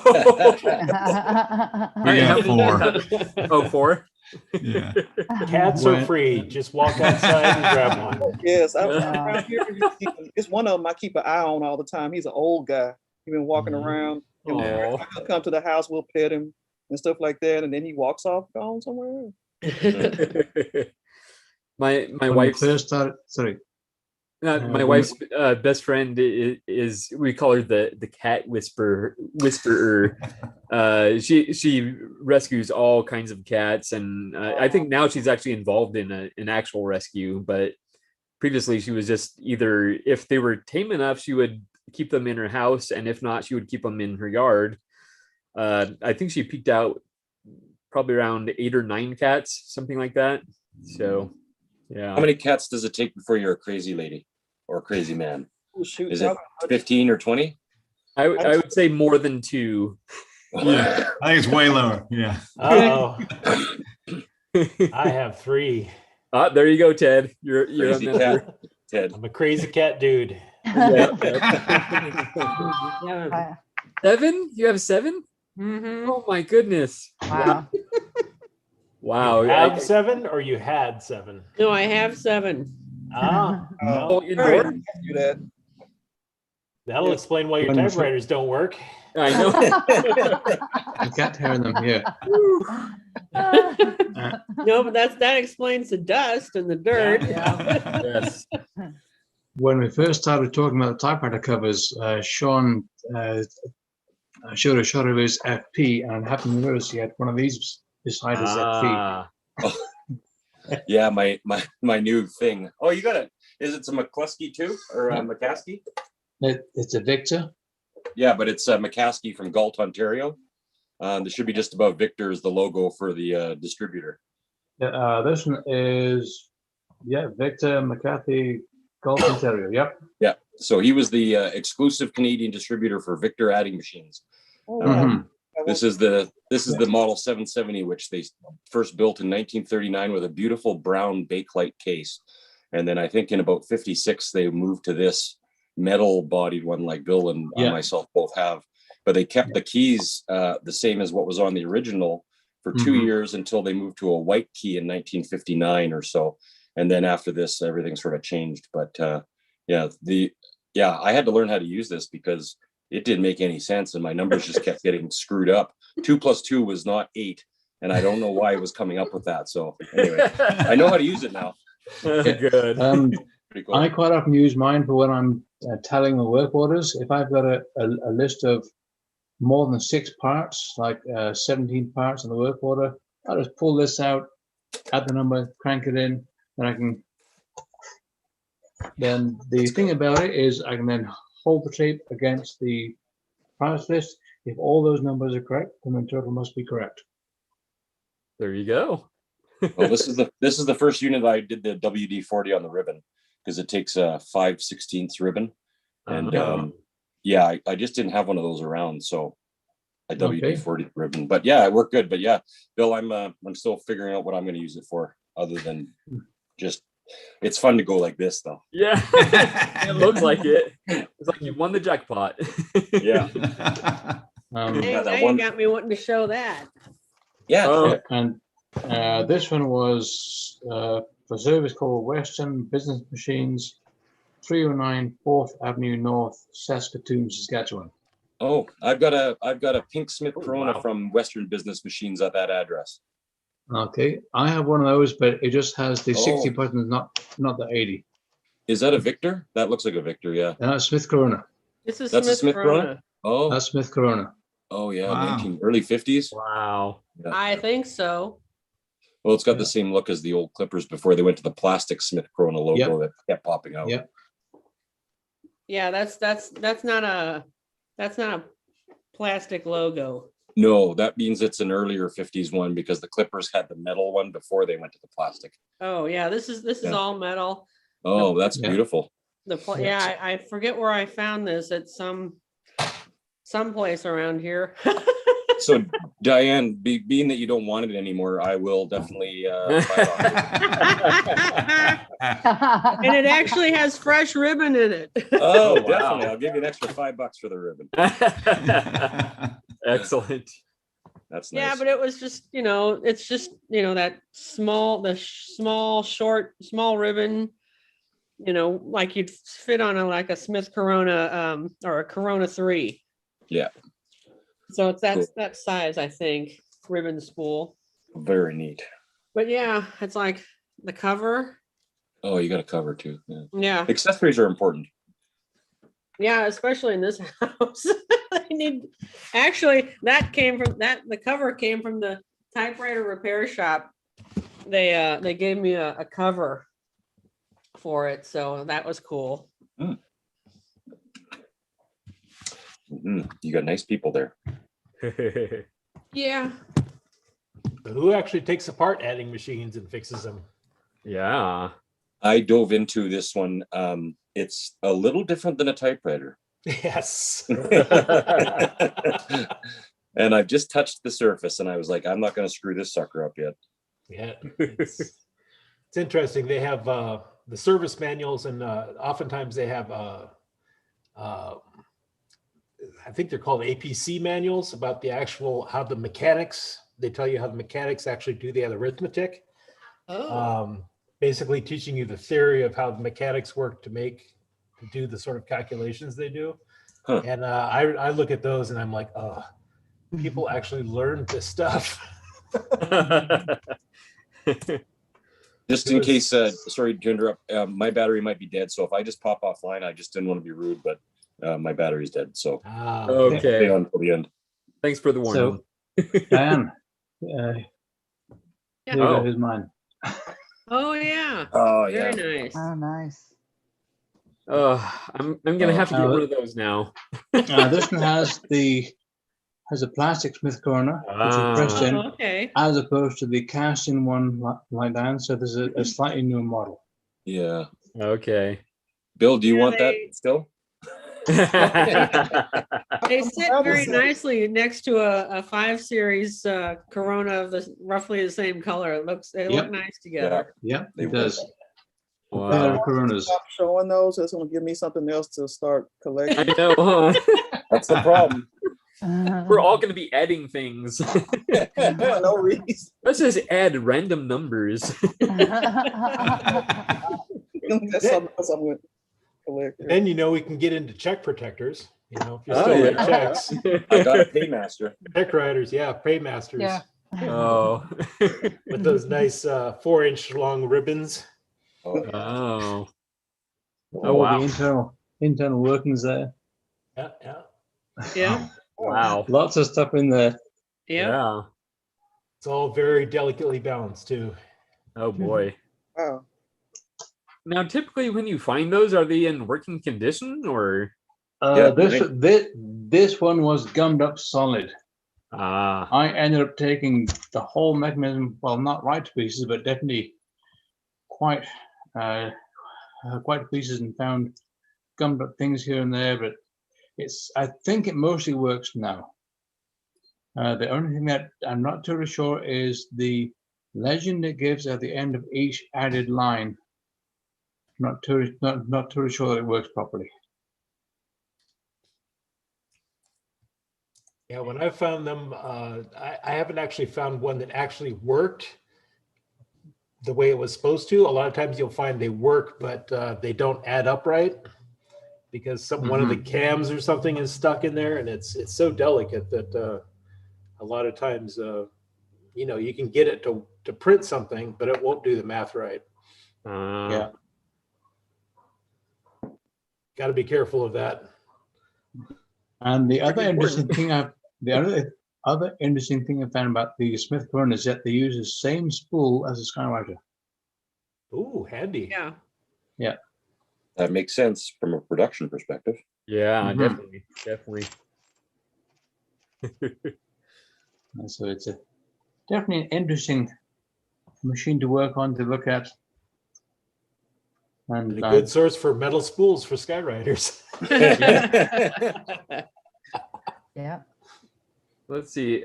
Indra was asking if anyone has a set of key tops and matching type slugs. For what machine? I don't know. He doesn't say.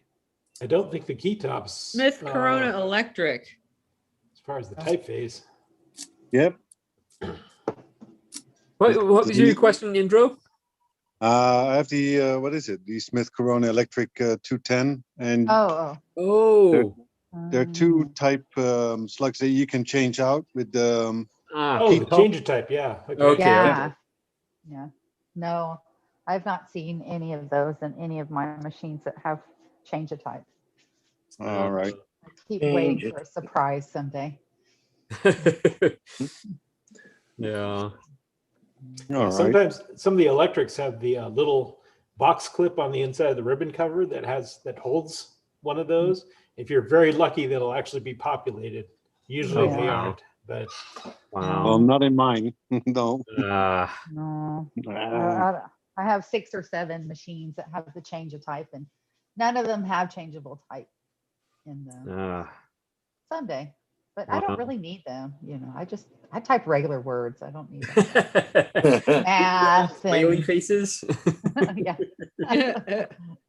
LOL, May. LOL. Well, I do have a little review. So I tested all of the different correction tapes, and they all work equally well. But I find they work better if you just leave the ribbon in place to move up and down. Because when I put it in stencil mode, it seems to make too sharp of a correction. It doesn't cover the whole letter. But if I leave the ribbon in place, it seems to be a softer smash, I guess, against the paper. And it works better if you just leave the ribbon as normal and then correct and just type on the back of your correction. There's one of those ink blots on the back. Yeah. The other thing about leaving the ribbon in place is that you can see from the front as to where you've used it and where you haven't. Yeah, that's true. That's true. Especially for these. Now, some of them are clear, like the Carters. Once you type through it, it leaves it's clear tape with the correction. But yeah, the corrected type is opaque. So yeah, you're right. You need something to mark where you I can see. use it. Yeah. So, yeah, the Carter's, yeah, it's transparent. So, but they all work well. So new old stock, you know, if you make a lot of mistakes, I highly recommend So any of these. are you done buying off eBay? Because I don't want to be competing against you for every other. Yeah, I think I Okay. have enough for a lifetime supply of correction tape. I think she does. Woo. Yes, I do. Well, that was the goal, is I wanted to put a little bit in each typewriter, so that way I Yeah. wouldn't be There you go. fumbling. There you And go. if I ever sell or give away typewriters, you know, you want, like It's a William bonus. says, you want to add a little kit, you know, for the new typist. Yeah. So paper and correction tape and things like that that they might not know about. So Yeah. that was the other goal. That's good So evangelism. I already gave some of this away. I fixed, or I refreshed a friend of mine's Remington Noiseless 7. I posted it in the Facebook group. And so I cleaned it up for her and got it working again, new ribbon. And I like the typewriter, but it's so different. You know, the Remington, the type slugs, the joints and things on them, they're so different and unique. You know, I liked it. And then I gave her one of these little refill boxes. And she knew exactly what it was because we're the same age. Very cool. Kind of nice to have because they don't make them new anymore, at least not that I know of. No, I don't think they do. They still make the correction ribbon, you know, the black and white ribbon. Yeah, they make stuff like this. Yeah, but that stuff does not do well in typewriters. It crumbles down into the typewriter. Yeah, it didn't work for me because it just kept coming loose, like the other young man was saying. Yeah, it just kept unraveling. They come around and just crumbles into the typewriter, makes a mess. So I've had good luck with it, but what I usually do is I put it on and then I push with my thumb and smooth it out. Oh, okay. Oh, you're using the tape tape. to crumble it. There's no way it's going to crumble because there's nothing to crumble. I see. You're using the tape that you draw across the paper. Yeah, Karen has one there. Yeah. As long as they refill. Ooh, that's what helps to have a flat paper table helps when you're using that kind of tape. I have tried that. Yeah. It does work. Here's the one I was using there. Yep. But I stopped when it was like. So now I'm using what y'all hate. It works well though. It does, yeah. I can't help it. I have some too. Join the club. I like it. I prefer it that. Works. You just have to make sure it dries, so it does kind of slow down the process a little bit. I like how they changed from a little brush to a little sponge. Yes. Oh, I remember those brushes from school. Yeah. Oh, yeah, Curry, I've never seen a retractable one before. Where'd you find that one? It's a Pilot B Green White Line RT. Oh, the end comes out, and then it's supposed to be eco-friendly because you can replace the cartridge on it, but it's still plastic, right? So, but you just get that piece that goes in there. I don't know where you might get them down in the States. I just picked this up from my favorite little stationery shop in Montreal called Nota Bene, but so you can probably find them online as well. Okay. Nice. But that was Pilot brand, right? Yeah. Okay. So maybe just Pilot correction tape. Mm-hmm.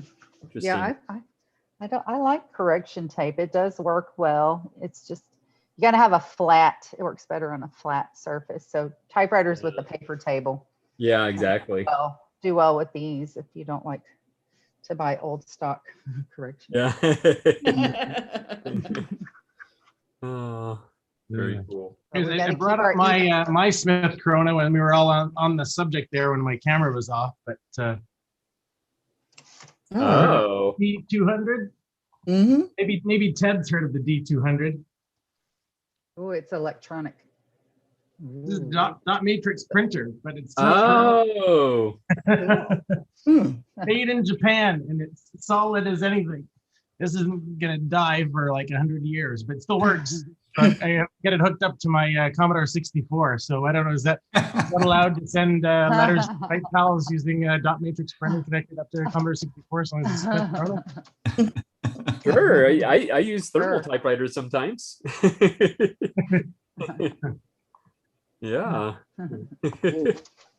Yes, May, you were showing the box of Dixon tape eraser refills that you got. This is Yes. what they would have originally fitted into. Oh, yes, yeah. Yeah. So. Interesting. And it just pulls out. I cut the box and made my own little cardboard dispenser. Yeah. So just go into there. And, but yes, the dispenser would be more ideal, but this works okay. Yeah. And the trick with the dispenser, it's once you get a bit better going in, that you just pull it out, hold it with your thumb, push it down in behind the ribbon, tighten the letter, pull it out again, and you're done. That doesn't make a mess everywhere. Excellent. I like your idea of using a little bit of Scotch tape too to help make it more firm. So take out about a 2 1/4 or 2 1/8 inch length. Put the yellow side against the tape. If you put the white side against the tape, it's totally useless.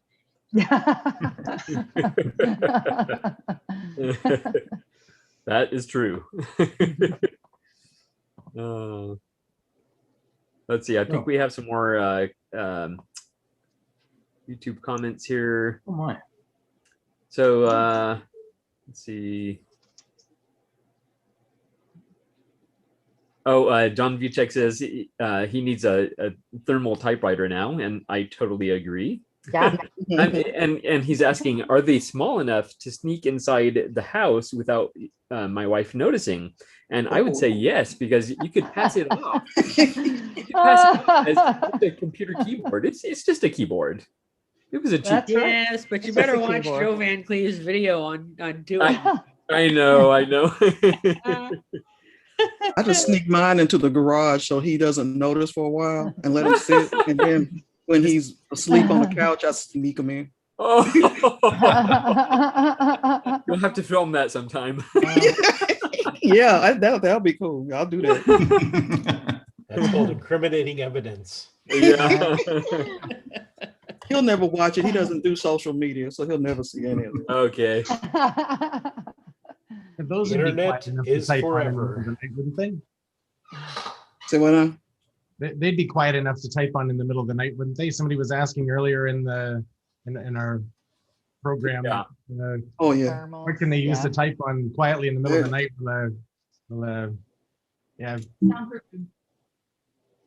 Quiet writer, that not so quiet writer. Yeah, definitely.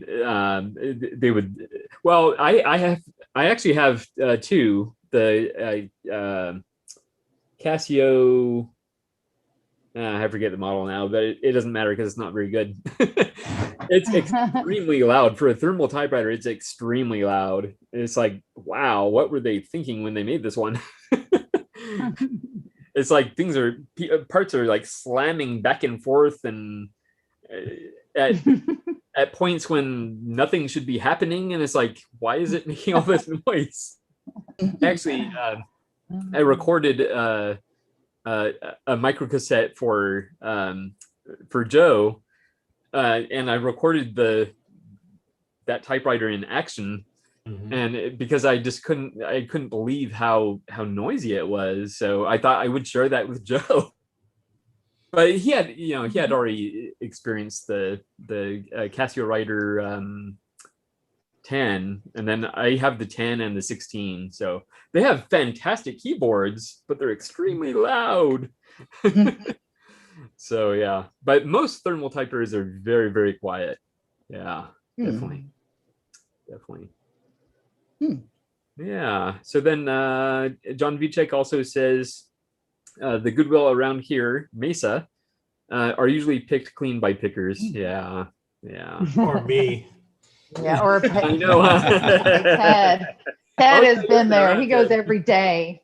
Yeah. Let's see. I think we might be caught up on the the comments now. Any more typing prompts or questions or? I did notice 3 people just during our live session here signed up for the new Type Files website, so that's exciting. That's cool. Yeah. Oh, so we have to sign up again with the 2.0? Yes. Okay, I have to do that. So it trust me, it'll be worth it because oh yeah, you can actually put a profile and information about yourself. Yeah. It's so much grown too big for 1.0, so we need it. Really, yeah, yeah.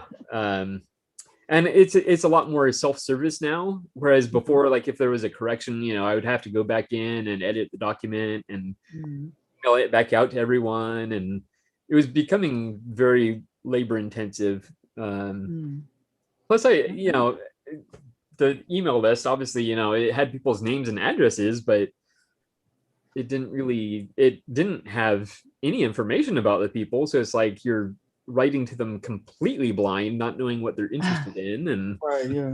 So with the database or with the 2.0, you could put information about your background, your bio, your interests, the typewriters you like to use, that sort of thing. You can even put it, if you're temporarily not accepting new pen pals, or like if you're inundated, and you can also put your expected response time to warn people, because for me it takes months. So say that right now, it takes months. So I have a backlog I'm still working on. Yeah, I'm particularly bad too. I owe several letters and So merchandise to Ted. Yeah. So Eric's making me a hat. Get a response from me. I do. I started it and never finished it, so I need to finish. Oh. But it's too warm right now anyway. So yeah, I was hoping for the winter, but a little warm. it went past. At least I don't have an excuse anymore, because I actually sat down and put a ribbon in this machine last night, this Smith Premier number 5, and I wanted to do a video on it, but I could never seem to get that part done. And by the time I screwed around with it, because it has, I tried to explain it to somebody last night, I think on one of the Facebook groups, or maybe it was in an IM, I don't know, but you have your letter Z. Well, turn that 180 degrees on the Z axis, so to speak, and you can see the path that the ribbon has to take to get through this thing. Oh. It's a very strange, and I can actually show you that. It's a very strange beast where I'm dropping the computer, so I don't know what it looks like. But here you can see the ribbon comes up through here, goes under here, up, over, and down, and then it goes over here and back to the other spool. And this little thing, I guess that's the equivalent of a vibrator or something. But I don't know how much you could actually see, because I couldn't see the screen. So, but anyway, that's what the ribbon is like on this particular machine, and it's made for the bichrome option, the black and red option, because you can actually see right there, right here. Oh yeah, you can see this, although I have no idea how that, even though I have the manual for the trichrome option. I've never seen a ribbon like that, other than as one that's on there and is older than dirt. Yeah. So, well, it's supposed to work, but I have no idea. And it's like the trichrome one, that's purple, red, and purple, black, and red. Ooh.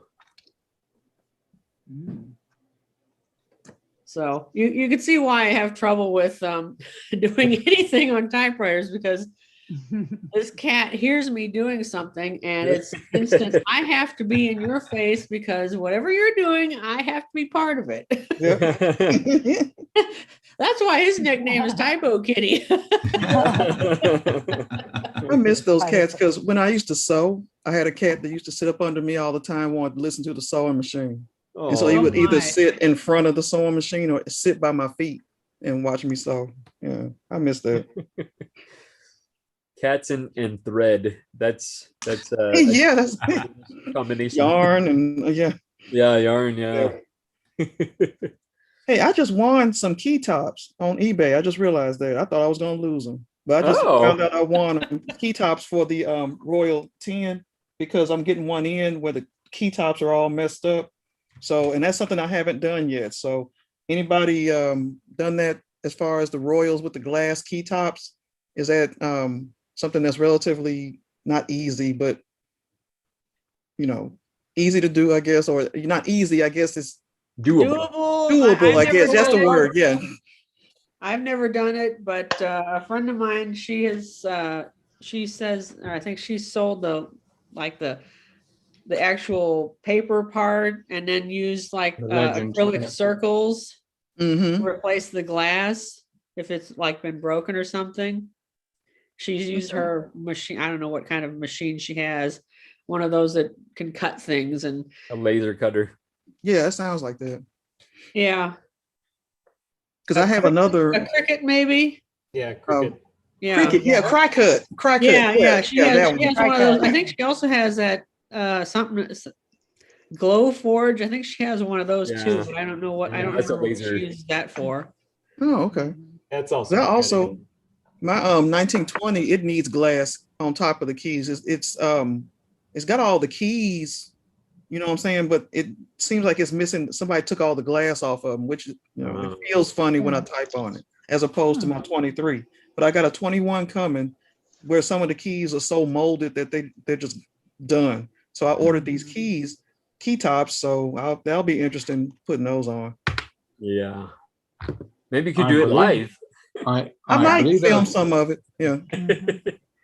I believe the part that has the actual letter on those glass top ones is referred to as the legend, whereas the top is the glass. So you've got the ring that holds the glass and a legend onto the key itself.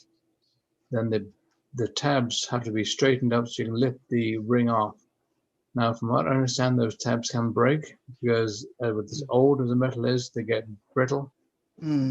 Yeah. So that's gonna be scary. Yeah. Do you have a ring removal tool? Me? Yes. No.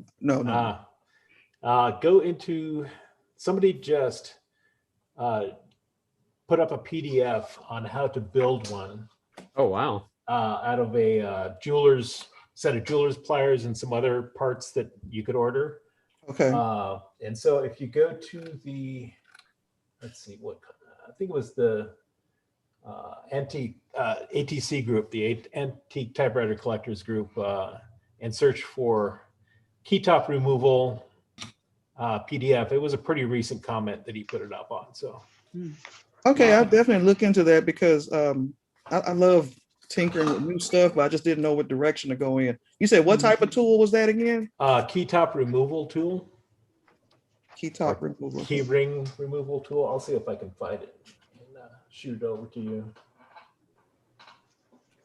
Actually, I have the PDF. I downloaded it, so I can just put it in the. But you said something about a rig tool earlier. What was that? A ring tool. Ring. Okay, gotcha. Yeah, ring. metal ring. Okay. What it does is it presses down on the glass part and pulls up on the metal part so that it pulls those tabs open and removes the ring without breaking it. So it's a handy tool to have. Okay. It sounds like that's something that I can only get from somebody like the Antique Type group or something like that. It's not something that's at the I guess you can't go to Lowe's and get it. No, definitely not. They don't make them anymore. They're pretty rare. Yeah. So it was a really good thing that this guy figured out how to build one. Wow. Okay. So I will find that PDF for you. I appreciate that. Yeah. Up there. Yeah, the last key top ring tool I saw sold for $700 or something. They're Oh, expensive. wow, that's more than typewriters would put together. Yeah. That's It takes a nuts. lot longer without one, and that's okay, you know. Yeah, it's gonna be painful. I can see that because they're so rusted on. You know, you can see it's not going to be easy doing it my way. Just taking a knife or something and prying it or something like that. Yeah. Cool. How was dinner, Indro?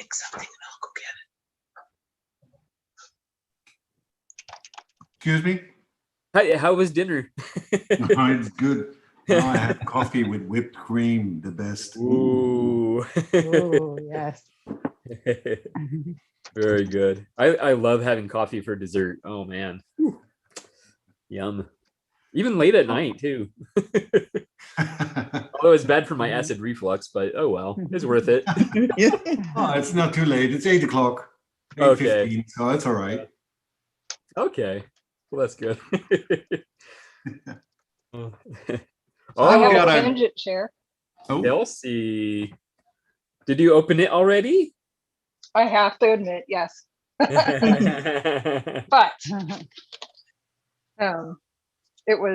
this was the pen. Oh yeah. And I think yours was purple, right? I believe with the so. magnet top. Yeah. Mine is red. Oh. It's really pretty. And I love the That magnet. magnet is amazing. Oh, amazing. it's so cool. Nice. And then you'll be jealous because the inks, there was a green one. Ah. Yeah. Yeah. But I was thinking I'd get the jeans one that you got, but oh well. Yeah. It's okay. But I love this pen. It's so smooth. Like crazy. Yeah. So thank you for doing that. I would have never enjoyed this. So I just thought Yeah. I'd share real quick. Yeah, definitely. I saw a very familiar looking box, so Yep. Yep. Yeah, Very really cool. fun. Yeah, Yeah, but now my daughter and I are gonna have to fight over this pen because I know, right? yeah, I used it to take notes yesterday in a meeting and it's with the green. It's really nice. Excellent. Yeah, love it. Love it. I've never had a pen so nice. I've always used kind of old ones that you have to get the ink or it's the dip, you know, Yeah. and Yeah. this is so different it's yeah, I don't know. The technology is different than the ones I had. Yeah. So, it's Yeah. fun. When I first started subscribing to that box, it was the pens were just decent. You could write with them, but they have really upped the quality of the pens, and definitely the ink samples are better than getting the full bottle. So I'm glad you went that route because it's a lot more fun being able to try the different inks and find ones you really like. So yeah. Yeah. Well, and I hope you got something for it because I used your links to. I did, yes. Good. I got points for it. So Oh, good. and eventually you can Yeah. use the points in the store. I'm saving up for like one of the expensive pens that I would not normally Yeah. get for myself. So Yeah, I had not looked at the prices of these. Oh my goodness. I mean, because like I said, I've just used the ones that were my dad's or, that you got in the little kit that the kids used to use when they would do Yeah. the calligraphy. So yeah, but I thought I love this pen. It's my favorite pen now. very good, very good. I'm left-handed, so I can't use them. Yeah. Well, What pen are we talking about? Excuse me? What pen are we talking about? Fountain pen. Okay. Yeah. Like a true fountain pen or a cartridge pen? A true fountain pen. It's the Monteverde Ritma. Okay. That's one that she was showing. Yeah. That's the Oh, name. never heard of that. No, Okay. I hadn't either, but it's lovely. You know, my daughter is left-handed, and she took calligraphy and did a beautiful job. So I don't know how she did that. When I was younger in school, they forced me to write with a fountain pen, but you know, you go like this. Yeah. It's no good. Yeah. Yeah, I don't know how she did it, but it looked beautiful and it didn't smear. Although when she was first writing before she went to school or anything, or learned, she wrote completely backwards, mirror, with the left hand. Goodness. And people were, and you know, she was young, and they said, "Oh, let her do that, and she'll eventually switch around." But she's writing, so let her do it. And I did, and then eventually she just kind of turned it around. But Well, I can do it. I can do it. No problem. If you look at any of Da Vinci's work, he was left-handed. His writing was always mirror writing to everyone else. Huh. Sorry, go ahead, Andrew. Yeah. Interrupted. No, I did it. Well, I think for like 7 or 8 years, they let me write with a fountain pen. But you know, you can put the paper, you can put it like this in a different angle, and then write. But yeah, I can try writing backwards. Maybe I can still learn it. Even in the secret language that Michelangelo did. I do know they have some quick drying inks as well, so that could help. And then using a finer nib, that can help because it would dry faster. Like if you use a broad nib, you know, it would take a lot longer to dry. But I do know there is that challenge for left-handed people. So that would be fun sometime, Gregory. Let's see if Gregory can get left-handed Bob Marshall into writing with fountain pens. This would be That's a a fun good challenge. It has been said that left-handed people make faster typists because if you're left-handed dominant, your left hand does most of the typing. Interesting. Oh, William, left-handed people are better in everything, I think. One for Indra. Definitely. Excellent. Ted put the link in the chat there, so I'm going to be sure and save the chat. Where am I? Oh yeah, there we go. I have saved that. I'm still debating where to put our chat transcripts. I guess I'll put it in the forums. I guess that would make the most sense because there's not really going to be a newsletter now. I guess there could still be a newsletter. Put it up in the forums. That's easy. Forums? Okay, sounds good to me. I'll specifically put it in the well, I don't know if I should put it in the public forums or just the member forums. Anyway, I'll get it figured out. Just leave him alone. He'll figure it out. All he wanted was a Pepsi. Just one Pepsi. 80s references that nobody gets. Yeah. What was it? I was muted. Oh, it was a punk band reference. Oh, okay. Suicidal tendencies. Oh, okay. I'm not up to my suicidal tendencies.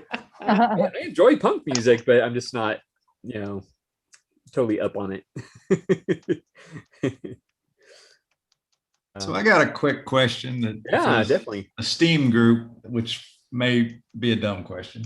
Oh, but I picked this up, hoping it's blue. My daughter tells me it's green. It needs to really be cleaned up. But the question is, I've got a number of typewriters. And of course, the old ones don't have a 1 and a exclamation point, but this one does. And I'd always thought that it was cursive or whatever that had them, because I'd always look at the keyboard, and if I saw a 1 or an exclamation point, I would think that it might be a cursive typeface. But this one's just regular, but it has the 1 and the exclamation point. If you look at the serial number, Mm-hmm. Notice it has an X prefix. Okay. So that means that it has the updated keyboard with the figure 1 and an exclamation point.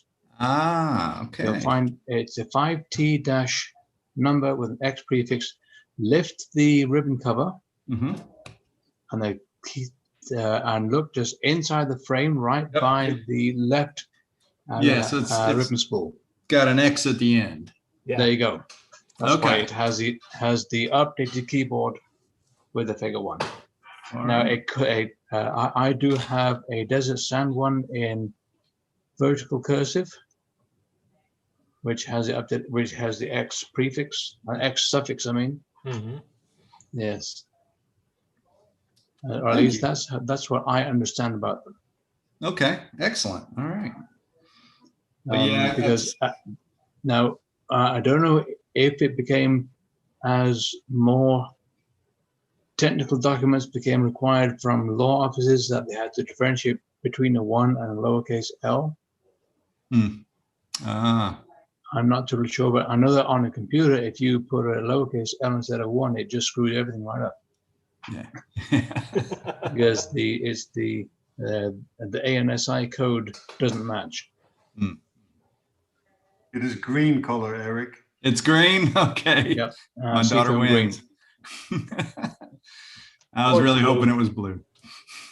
You got to watch it to find out.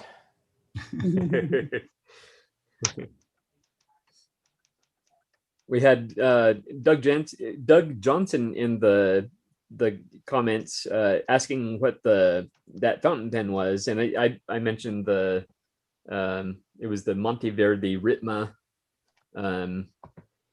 and I do have to say, Kelsey, on yours, did you notice that the metal parts were were very like fingerprint magnets? Yes. Yeah, and they changed color. Like it used to be very silver, and now it like I don't know. It changed the color of them forever now. So now it's mine, I guess. So yeah, it has your nobody else can use it. It's got my DNA imprint in there. Yeah. I did notice that. I don't see the fingerprints anymore now, though, that I've touched it everywhere. But the color changed, right? Yeah. Like in my video, I was literally changing the color of the app. Definitely. Yeah, which actually I kind of prefer this color. It's really pretty.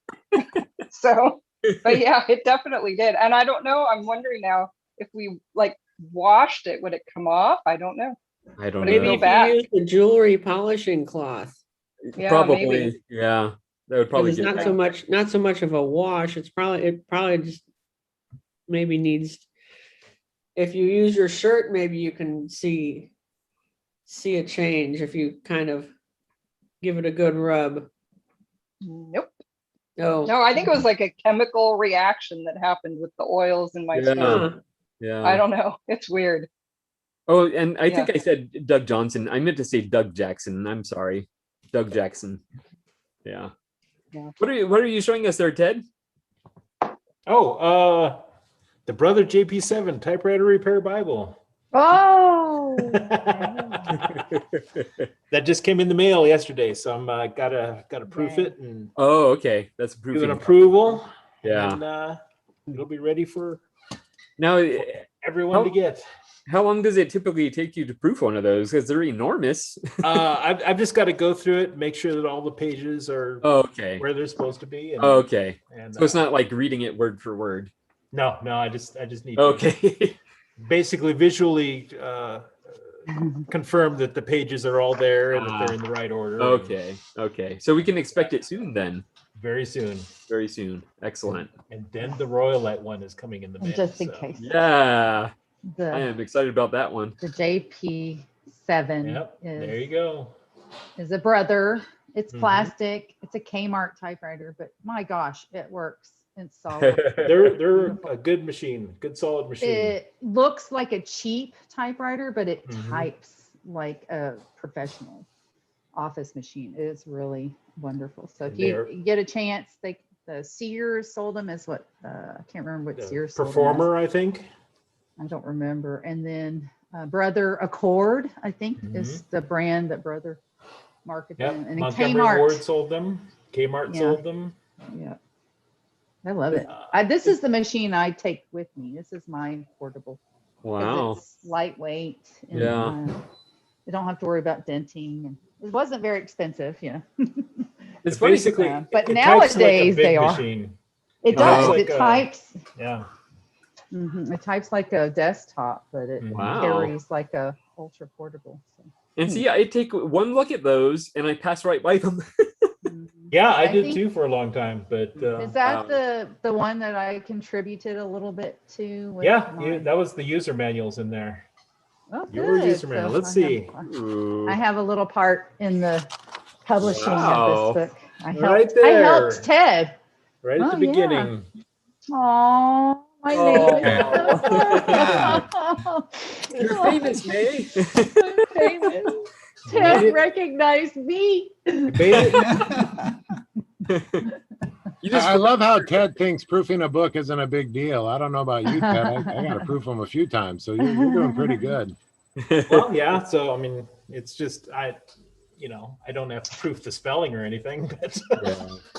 Hopefully that's already been done. Yes. yeah. Well, I mean, it's Japanese, so Right. it's gonna be wrong. That's great. Well done, sir. So now, was it a Nakajima machine? Brother. From Nagoya. Okay, brother. Yeah. Yeah, the big. Well, not the big. It's kind of the. It's called the JP7. It's sort of a flat, medium-sized machine. Dowel rod construction. It's a good machine. It is. I'll show again because it's worth showing again. Proud of Like it. that hood Yeah, scoop I am that's very on proud of it. It was a surprise. I got it because I thought it was Okay, yes. funny. Like a Kmart typewriter, I thought it was hilarious. And I just thought it would be a, kind of a silly bright blue part of my collection, but it ended up being a really good typewriter. Interesting. got it They for are quite looks. funny looking usually. Yeah, they're very, like I said, they look like a cheap plastic typewriter, but boy, they Built solid will- inside. They're built solid, yeah. Definitely felt the inside. Like put a felt pad on the inside bottom. Oh, Oh no, 'Cause that'll cut the noise down considerably. I like on my plastic typewriters to be loud. Yeah, I'm with it. I live I'm with it. alone, so it doesn't matter what my typewriters sound like, right? I remember Not bothering anybody. I remember a while back, May was doing some typing, and we were joking that it sounded like kung fu sound effects. When we had our type and talk, our first Yeah, type yeah. and talk, and I Yeah. was using a Brother typewriter, and was just no. That was And I funny. was learning about the Zoom, the muting of the Zooms. Obviously, I didn't know that yet. Uh, but, we do Brothers enjoy- are loud. Yes, They are yes. loud. So if you like loud typewriters, I recommend a Brother. If you like I quiet don't have a ones, brother yet. if you like quiet ones, you can totally quiet them down. Yes, yeah, with a little foam and felt. Ted, Almost all of them. Was it you that had a video about, or maybe it was a blog post where you were putting the soundproofing in there? Yeah, for the JP1, I did a whole series of blog posts on That's that. what it was. Yeah, yeah. And basically stuff the whole thing full of foam and felt, and redo the platen with a rubber sleeve, and replace all the little rubber bits. There's a lot to do, but you can replace the type bar rest with something that's a lot softer. Yeah. Yeah, I find a lot of typewriters are quieter when you take the body off, when it's just the chassis. The naked machines are quieter than their bodied counterparts. Because they This don't have is an the echo Quiet chamber. Deluxe with Exactly. Yeah. They don't have it's like a drum when you put the body on. So the Quiet Deluxe actually is really quiet without its body. It's quieter without the body. But it's not as pretty. May I had a question for you? Your snake camera. What one? Yes, it is a boroscope. It's on a 24-foot long cord, a metal, like a wire, like a very stiff wire. It originally is for like snaking down drains and pipes to clean out things. I got it to clean out my dryer vent because there was a bird's nest in there. And so I had to see what I was doing to clean it out. But I've, just flex it and kind of prop it up to point directly at my typewriters. I'll see if I can find the box. Do you have to have specific firmware? No, it's just a if you have a USB port in your computer, it plugs right into USB. And my computer, I didn't have to download anything. It recognized it right away as a USB camera. The trick is the OSB software and learning how to install your different cameras into the USB. Yeah, OBS. Yes. Yes, I'm sorry. Yeah, OBS software. There's a little learning curve to it, but it's pretty user friendly. And it's free. It's free. It's free. Yeah, this is the camera that I bought it from Amazon. It's just I bought two because one of them had a little malfunction. But it still works. They told me to keep it and they just sent me another one, but it just basically well, that's good. The long tube. My goodness. USB camera. It's a macro camera, so it's like a microscope. It only focuses up close. Yes. Yeah. But for typing, it's perfect, and it comes with a little kit in case you lose your rings or jewelry down a drain. Oh, very cool. Yes. It's waterproof, so you can snake it down a drain and fish out your jewelry out of your pipes. Nice. So it's pretty handy, but right now I only use it for typewriters.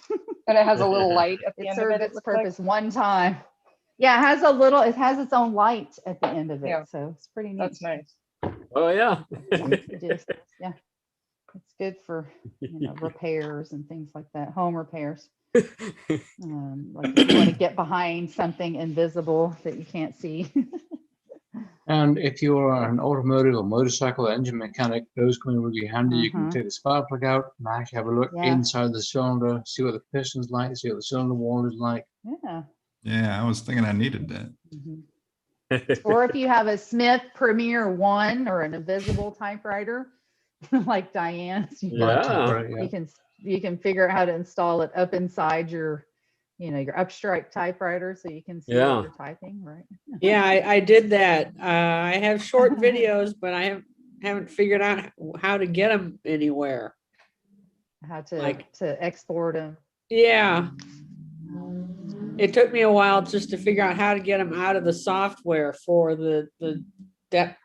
I think I have a different model of Snake camera than yours is. It's the same company, but it had like some sort of software.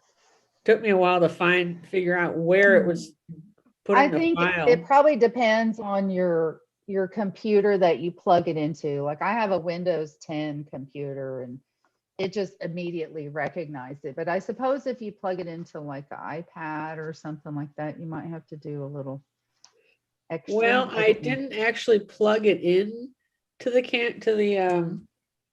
it has its own little. It has its own little file saving video system. You don't have to plug it into a. Yeah, it has a Wi-Fi option or a Bluetooth option.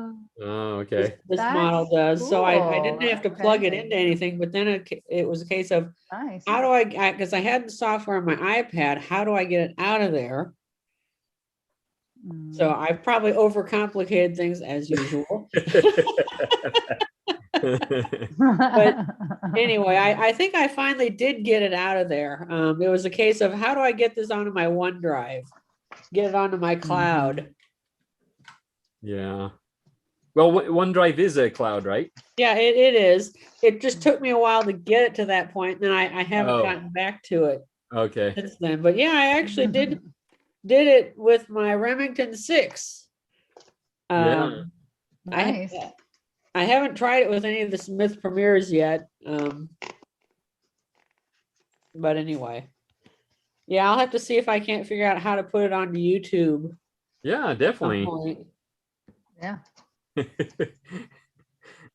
Eric, you have a boba fetish? I do. I do too, actually. My favorite character. Yeah, mine too. I got so excited to see him in that new series, The Mandalorian. Yeah. Yeah. There you go. Oh yeah. It's a little box that it holds little pins and whatnot. It's just a little box I sit on my desk, but it's Boba Fett. Right on. I have a Boba Fett barbecue set too. Oh my goodness. I think it's Boba Q or something.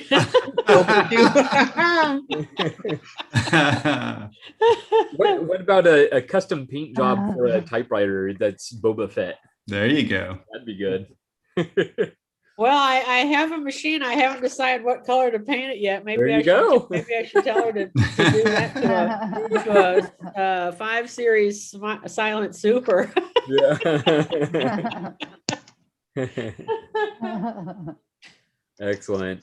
All right. Well, we're at about 3 hours and 40 minutes now. But does anybody have any last minute comments or questions or typing prompts or anything like that? No. I want to try and get my typing prompt from last week out. Maybe out by next week. Okay. You can always post it in the forums at Type Pals. Well, like I said, I hate to do a Word file, and I would feel better if it was typed out. No, I mean you could photograph or scan the type page and put it in the forums. Yeah, well, like I said, I have to actually type the page first. It's right now it's electronic. Oh, okay, stored. okay. It's on Word, and I want to get it out onto a piece of paper. So you did your first draft on the computer, and you're going to type it from there. Well, yeah, it was a case of I was sitting at mom's watching the hockey game. Okay. Earlier this week, I was watching hockey games because I can't get the hockey game here, which ticks me off, but it's not anything I have control over. It's a network thing. And the network I have, or the provider I have, does not agree with the old Fox Sports network. And so I can't get my hockey games, but she still gets it. So I go over there and I watch it.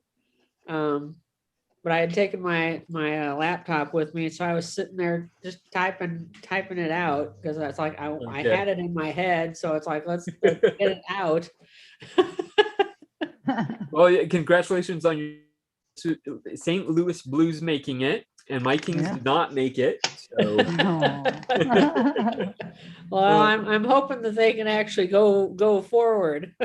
Yeah. Mm-hmm. We'll see. The playoffs are pretty wild. Yeah. I have a quick question for Bob. Oh yeah. Maybe anybody else knows, but the Smith Corona Electrics 12, I think they are 110 volts, right? Yep. Well, yeah. They can't run on 230, right? No, gosh, no. Yeah. It's that classic. And I don't know. I mean, you guys could have some pretty good step down inverters, I'd suspect. You have those available on the market, a small box. You can go from 220 down to 110 or 117, give or take.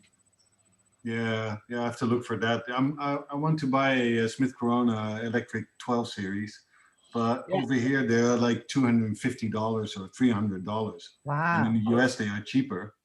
The Electric 12 series or the 6 series? I think, what is it? A Model 5 lookalike, but then electric? Ah. Well, I don't think okay. Yeah, I don't think it'd be a big deal to find a step down box, because all you're doing is instead of running both pegs, you're just running one. So you got, here in the US, we've got one peg at 120, give or take, and 2 grounds. That's basically how we run it. Where there, you've got both pegs are hot, so it works out to about 220.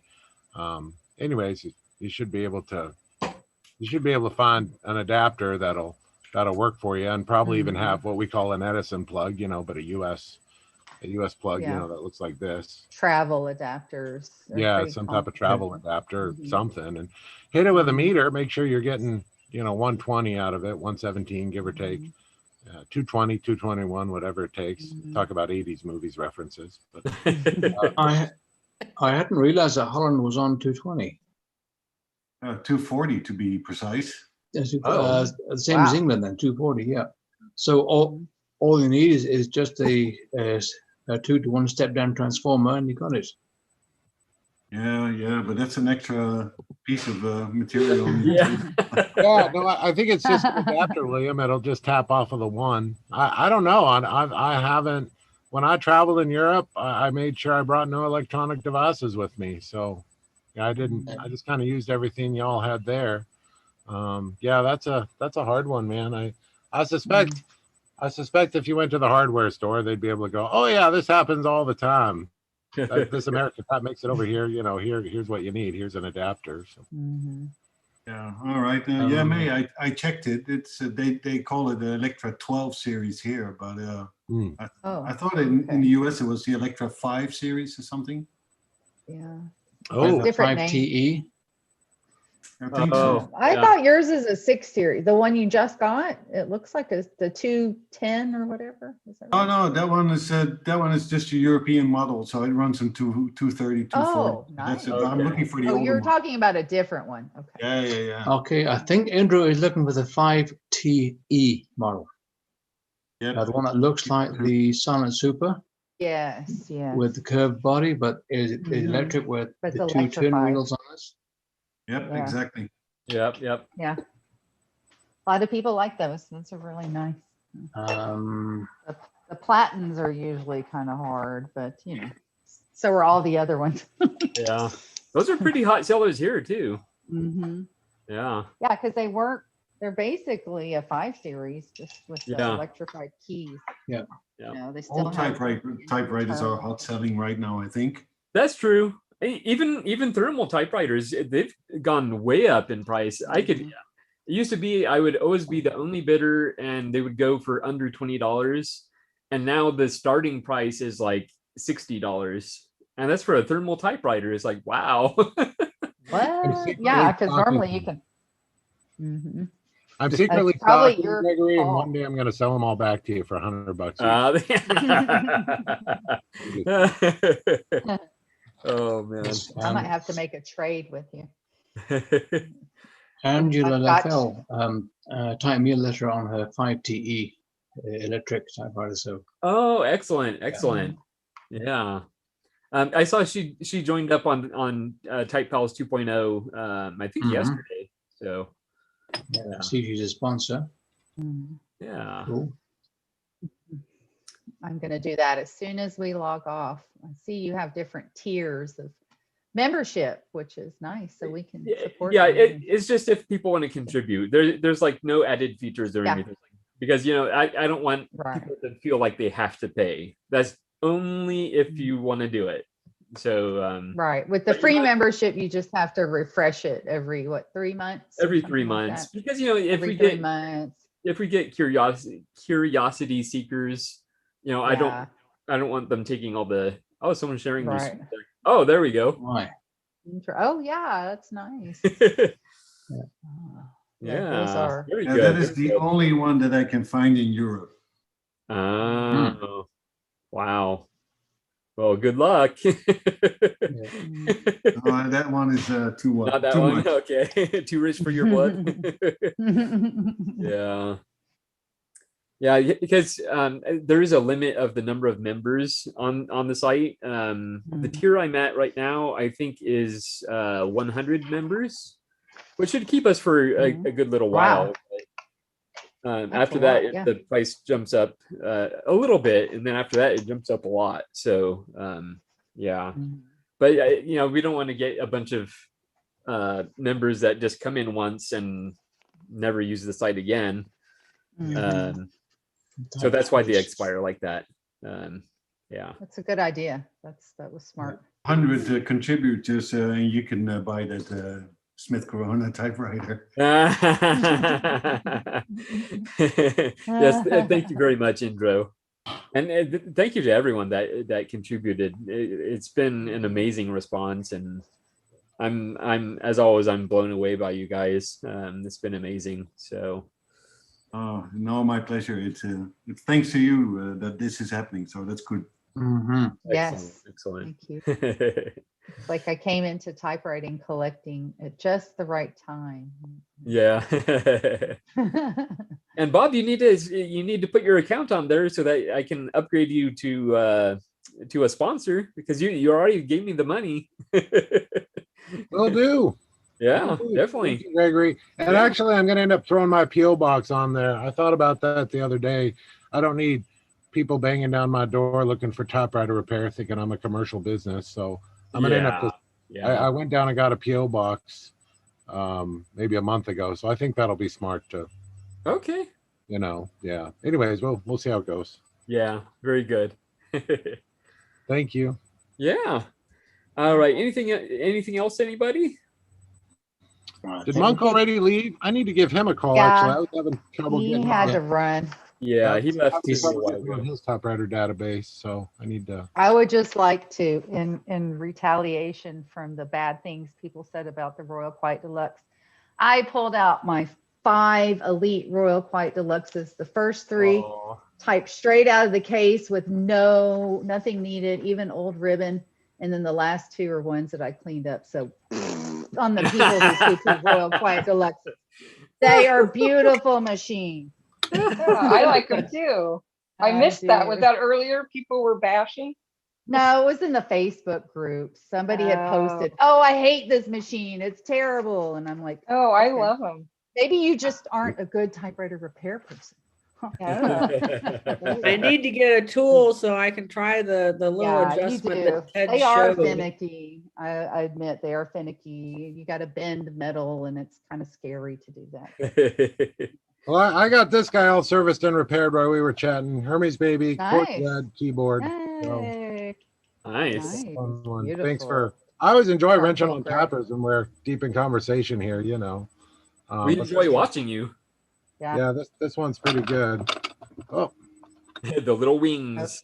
yeah, we'll see. Maybe back to the drawing board. I'll have to make sure they're all. Is that all part of your collection, or is that a repair for someone else? Oh no, this one's very much a customer's. Okay. Yeah, so I'll get to return it in the next week or 2. Okay. How was that platen? How is the platen? He asked. How's the platen? Oh, I recovered it. Yeah, it was rock hard. So I worked down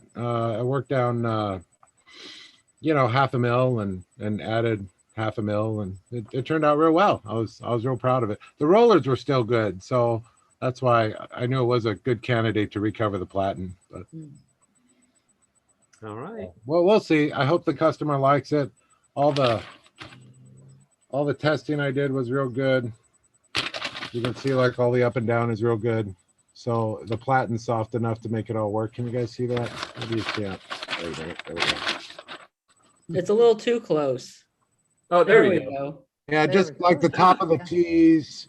On these smaller platens, it'll always be the top of the letters, top of the D's, top of the H's. Yeah. So that's what I want to make sure is good. So yeah, the platen's soft enough. It has good drama. So yeah, I recovered this, replaced all the rubber. I even replaced the rubber in the space bar because it was clinking. Anywho, yeah, I've had this machine apart 28 different ways, so it's nice to finish up. Thanks for being here. Yeah. Yeah, thanks for Okay, you. well, my wife said lunch is ready, so I've got to scram. All right. Lunch Well, is ready. thank you so much, everybody. Thanks, Greg. And It was fun. Next week, Always sure, fun. sign up for Type Pals 2.0.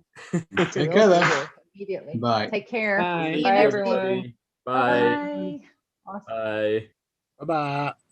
Bye.